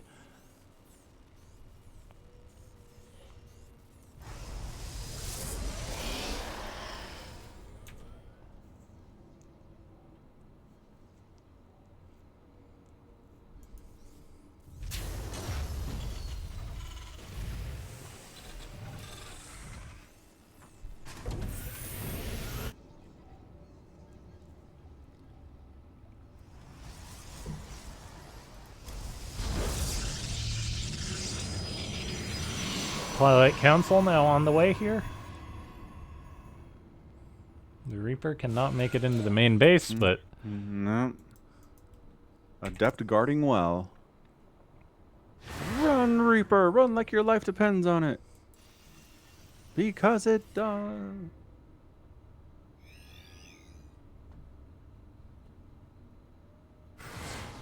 Yeah, that contained in the last game was really interesting. You just don't see a ton of that. No, it's... Yeah, it was a rush that, or I guess an attack that kind of just dragged on. Yeah.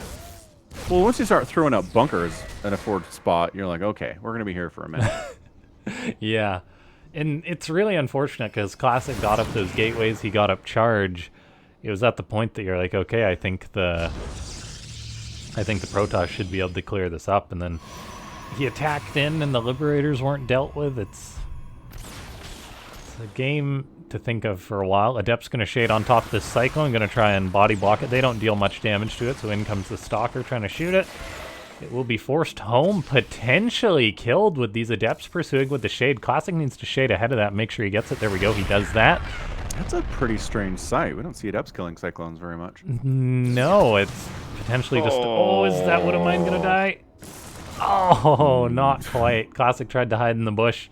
Yeah, sneaky Widow Mine positioning, gotta love it. That's really unfortunate for Classic, losing those two Adepts due to that one Widow Mine. Just the one, right? Didn't one escape? Well, we killed one, then the other is trying to kill it. Oh, that's right.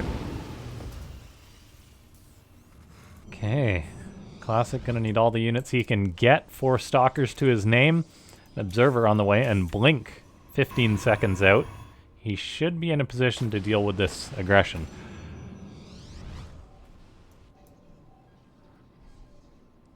But of course, we all know. Alright, Marines coming in, stutter stepping like they own the joint. This seems like enough stalkers to handle it. Medevac gets target fired! Oh no! 8 probes going down to that Widow Mine. Oh man. Classic is just shaking his head right now, probably. Yep. And the Marines are not being dealt with. Classic, you gotta get on it. Losing 2 or 3 more probes. 2 more than he needed, yeah. Ouch. Yeah, 10 probes down. Not good. Classic really just stalled out there. He's got plans, though, as he's taken the gold base to the very far left of the map. Which is an interesting sight to see. Gonna potentially allow him to make a lot of charge lots. Stalkers moving out. There's only 5 of them, though.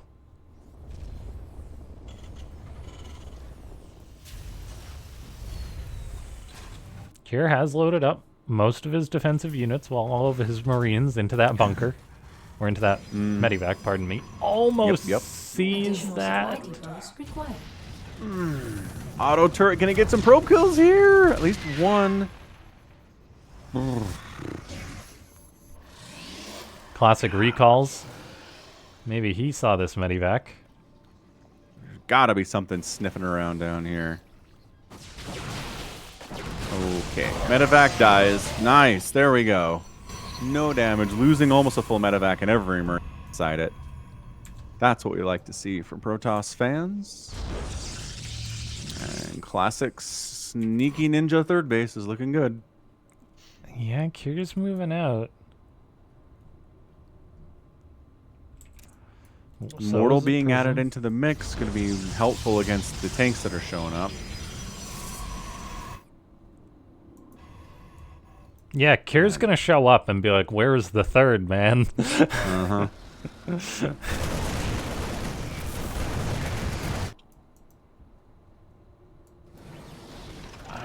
Classic coming from behind with his zealots, gets friendly with those tanks, so eating shots.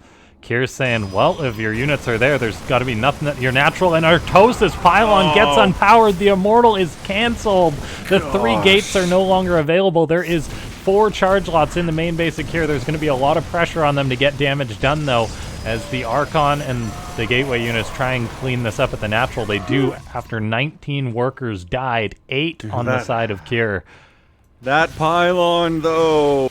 He needs to get it up as soon as he can. Raven gets sniped. That's a good win. This is such a messy game. It is. 42 to 41 workers here. Mules for the Terran are going to help him overcome the worker deficit without a doubt. This third base did get delayed a little bit, I think, by Zealots, which is a nice win for Classic, but... Yo, alright, he survived the attack, and I think that's what matters more than anything else here. Yeah, 2 Vikings are being produced. There's also 2 Widow Mines waiting to catch that Prism. Is Classic paying attention? Yes, he is. Well done, Classic. 2. Ooh. Beautifully done. However, the Vikings do find the Prism. Can the Zealots unload? 2 do. The main army's now pushing in towards the third base, and that is potentially looking like a kill on that command center, although I think Kier will save it. Yeah, it's down in the orange, but it will get saved by the Marines and Marauders with the stim. Ghost Academy on the way here from Cure at about 8 minutes. Start seeing some EMPs, gold base, paying off here for Classic, I gotta say. Almost makes up for the fact you don't have any mules, huh?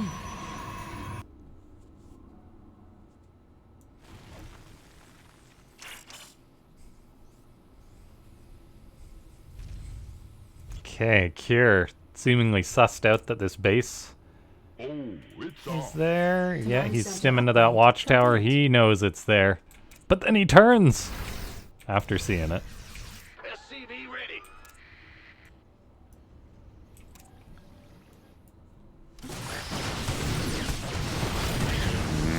marching in. Sneaky gold base getting killed, but Classic on this side does not care. He's going to go ahead and snipe down those Vikings. Warp Prism survives. The bunker's getting mass repaired, but so much damage on it. Bunker down. Army value 83 to 43 right now. Yeah, I think Classic with his aggressive attack just caught Kier off guard. Yeah, Kier's going for it. He's like, what's up? Let's go ahead and base race this sucker. Is this the 5th base race we've had in this? It's been a lot today. Classic definitely has the lead on this one, though. I mean, Kier had to fly. Yeah. But never base race a Terran. This is true. It's true. Never base race a Terran. Never base race a Terran, no matter what. Yeah, here we go. Buildings floating off. Classic's Nexus is down. A lot of these SCVs fleeing off to disparate parts of the map, just trying to stay alive. These Zealots are fast, boy. They are fast. Not a ton of anti-air to deal with these flying buildings. No, you are right about that. Supply is so in favor for Classic, but here is going to get the Nexus. It's going to reveal Classic's buildings. Building a Nexus on this side of the map. There we go. Classic maneuver in a base race. And in full vision, too. Yeah, sure that refinery got view of that. That is super duper bold of Classic. And he builds another pylon. He's got 24 probes. Kier types out. And Classic. he stays alive. Okay, so in games where Classic gets a gold base, he wins. Is that what we're doing here today? Okay, what's the next map, and does it have a gold base? And if you're cured, you immediately send an SCV to the gold base just to make sure you know what's going on. Maybe you should. My goodness. Good man. Classic fighting. Classic fighting. Maybe Aligulac's working now. Come back, Aligulac. I swear I have trouble with it more often than I should. Yeah, its servers, I guess, aren't the best. But that's okay. Then again, it's totally free and fantastic, so... Right. I'm not going to complain too much. What are you going to do? Not use Aligulac? Huh. So Kier's 10 on Aligulac rankings, and Classic is 15. So once again, close. Kier favored, but I mean, that last game was really impressive. To take that Widow Mine hit and just kind of come back and win it anyway a few minutes later is pretty nice. That was definitely the gold base helping carry him out of that one. Yeah, overcome that financial deficit. Whew. All right, Hecate here. There's so much gold on this map, but it's all like trees and stuff.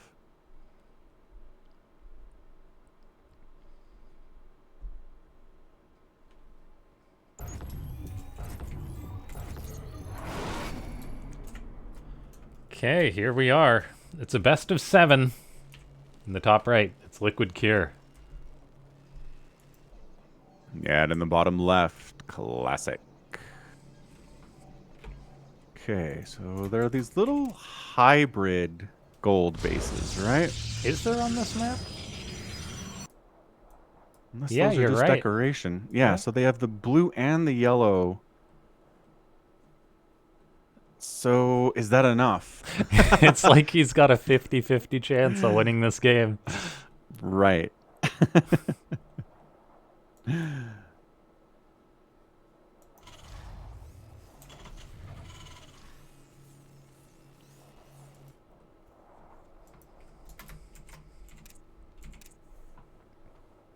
Let's go, Classic. Scout those proxies. Yeah, do it. It would really suck to lose to a proxy marauder at this stage of the series.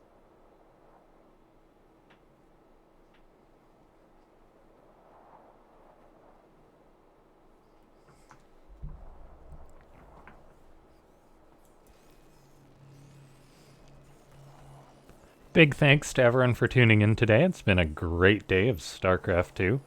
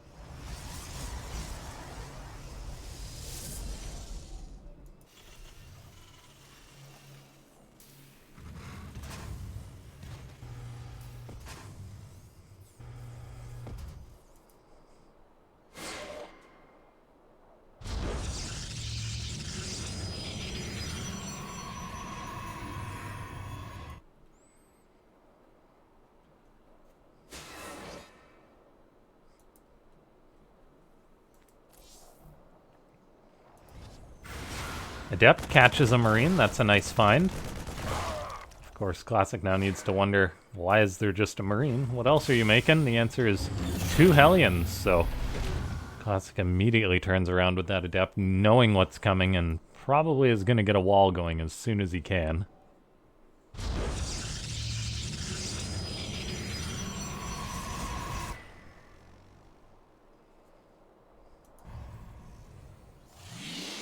Alright, chronoing out that Phoenix.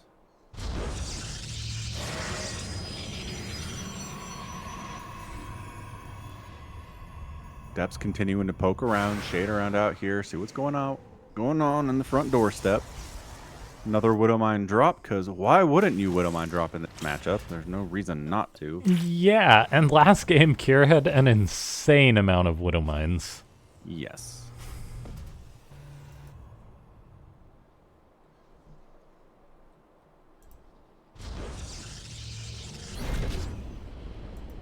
Quad Widowmine drop. Twice as good as the 2 Widowmine drop, mathematically. Hellions poke in and poke out just as soon as they show up. Waiting for the opportunity to go in with those Widowmines. Is Kier just going to unload on top of these units? I guess. Why are you letting the Stalkers get hits? I guess it doesn't matter. Phoenix So comes Hellions, in. ow, Hellions come in, 2 probes die, not a big deal. Medevac getting murdered here.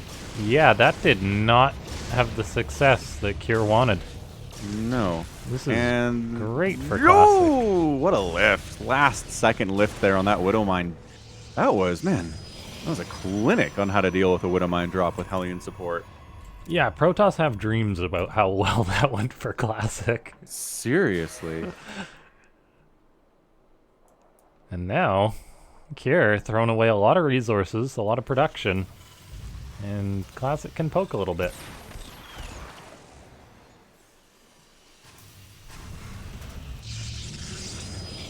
He's also confident enough to get up that third base without any worries, knowing the position that he's in. 2 Adepts potentially shade into the main base. They do not, though, as there is a Raven and Marines and a Cyclone.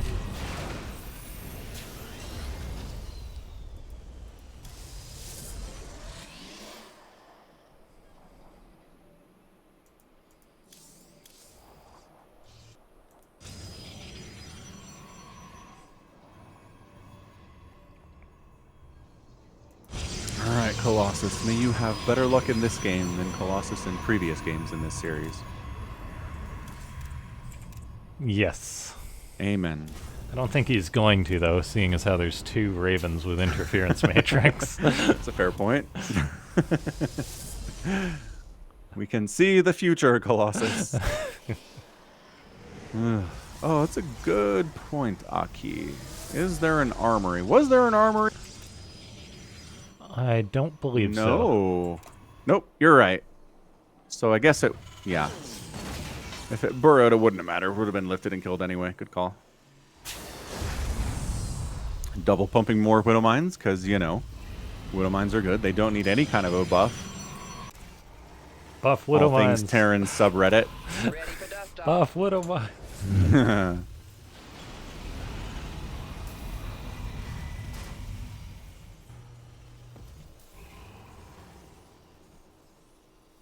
Alright, Kier says, enough is enough. Yeah, he sees the army moving out. Kier adjusts the Ravens to make sure they can avoid those Phoenix. Yeah, it's another +1 attack, stim, combat, shield timing. Classic moving in with his Oracle, sees the turret. This is a lot of micro and effort he's putting into this Oracle while there's an attack coming his way. Hopefully he is able to muster a defense. He's got the 2 Colossus, got the Phoenix, warping in some more Adepts. Only 1 battery though. Phoenix tosses down that Interference Matrix. The Raven does go down. The second one does go down, so there is still a Colossus here to deal damage. And the Interference Matrix is wearing off on the second Colossus. 2 Widowmine does fire, but then gets burned out of the ground. 3 Colossus does tend to be the magic number here in this matchup. A bit of a stasis connection there. Very nice get for Classic, slowing down the income of Cure a little tiny bit. We take those, and yeah, 3rd Colossus going to finish. More Phoenix being added on here, and Charge finishing up. for Classic 2. All right, good hold. Yeah, the composition of Classic as well is potentially going to get him some nice finds. If Kier overcommits, those Phoenix will really punish him, and that could happen soon. He's got to be careful. Dude, stasis on those 2 Cyclones, not bad at all. Yeah, Classic is just bypassing them. He is going for blood, it seems. Then he turns around. No, he wants the Cyclones to die, for sure. Fleet Beacon on the way from Classic here, too. He's not trying to go carriers against Cure, is he? I think he's that much of a madman. Maybe just for more Phoenix? Yeah. Better Phoenix? Classic does like carriers, though. He does. And, I mean, we see it attempted from time to time. I think Max Pax tried it against Cure, or maybe Clem in Katowice. Or not Katowice, it was a different game. Anyway. It works if the Protoss has a good enough economy and the Terrans isn't great. Right. So it works if you're already ahead, which makes it not the greatest of strategies. No, and Classic isn't investing in any carriers just yet. He's actually not spending really much of his money at all. Warping in 6 more Stalkers. There we go. That's how you spend your money. Alright, 3 Colossus, magic number. Classic is just moving on out. This is incredibly bold of him, eating the Widow Mines, dodging some of them, but he does burning the rest of them out of the ground, and Cure's like, whoa, whoa, whoa, whoa, whoa, whoa. What are you doing? Chases Cure all the way back home. I mean, not that this is a big map, but still. Yeah, it is important, though, that Cure is getting up to 4th base. Classic doesn't know about this. And because Terran does need a good economy to be able to pump the Mass Vikings to deal with the carriers. And Kier has been pumping those Vikings. He's currently up to 8, soon to be 10. Yeah, Viking count's going to be really big. Bigger now that there are carriers out. War Prism sneaking up that right side. It's got ill intentions. See what it gets done here.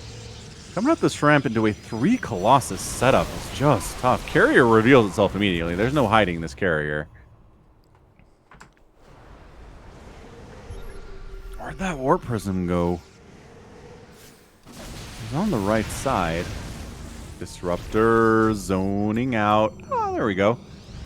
Large lots free inside your base. Never a good thing. Vikings just trying to burn down as many of the big things as they can. One of the Colossus goes down. Eating a lot of Stalker shots, however, and the Zealots in the main are getting good work done. So Cure's economy is taking a bit of a setback. This is buying Classic lots of time as well to build up, get his 4th base established. Add more carriers in, give them +1 attack. Dude, 18, 19 SCVs have gone down. 20 SCVs go down. That Zealot Warpin was way more effective than it should have been. All right, Classic getting some work done here, trying hard to force a game 7. Yeah, I'll say that was good for him, though. He's still got to be really careful in the army fight. Like, there's 8 ghosts out, a good amount of Terran bio. And he does only have 2 carriers at the minute, soon to be 4.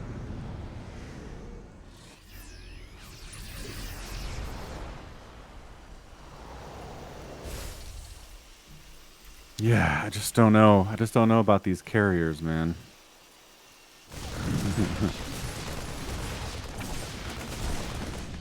Kier has got that 4th base up. Man, firing up 4 Vikings at a time. We know he can make a lot of Vikings too. From that first series against Ryung. Look at this. Kier is picking his position. Classic says no. No, how about you don't do that? EMP on top of those Stalkers, but Kier's still backing out. Yeah. Colossus just burning through this ground army. Not really burning through the Marauders, though, when the carriers are going down. Classic chose to fight outwards, loses all his carriers. Oh, no. His Zealots are fighting Ghosts unsuccessfully, and I think we might have just seen how a Protoss throws a game. Why did he fight out there like that?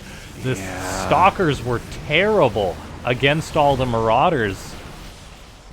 Yep, and they didn't whittle through those Vikings nearly fast enough. Landed Viking victory formation here. Oh no, Classic. I think like he was on the right track there, but why did he fight out there? Yeah, he should have made the Terran come to him up the ramp. Better positioning for sure.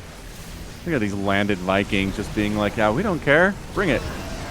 Some decent disruptor connections, but I mean, there's only 7 gates for Classic. It's not like he's making that many units. He's pulling probes, unsure to make them fight and die or just let them run and try not to die. Out comes a Colossus and another carrier. He's still so far behind now, though, being only on 3 bases against a 4-base Terran. Yeah, he's got enough workers, but he's only on the 3 Nexuses, and he's mining out of his main. Stalker's just dying. Again, they cannot stand against this. We see lots of Liberators out as well. Yeah, Classic lost 26 Stalkers this game, and I think most of them were in that one fight. Like, they just got EMP'd, and they died to the Marauders.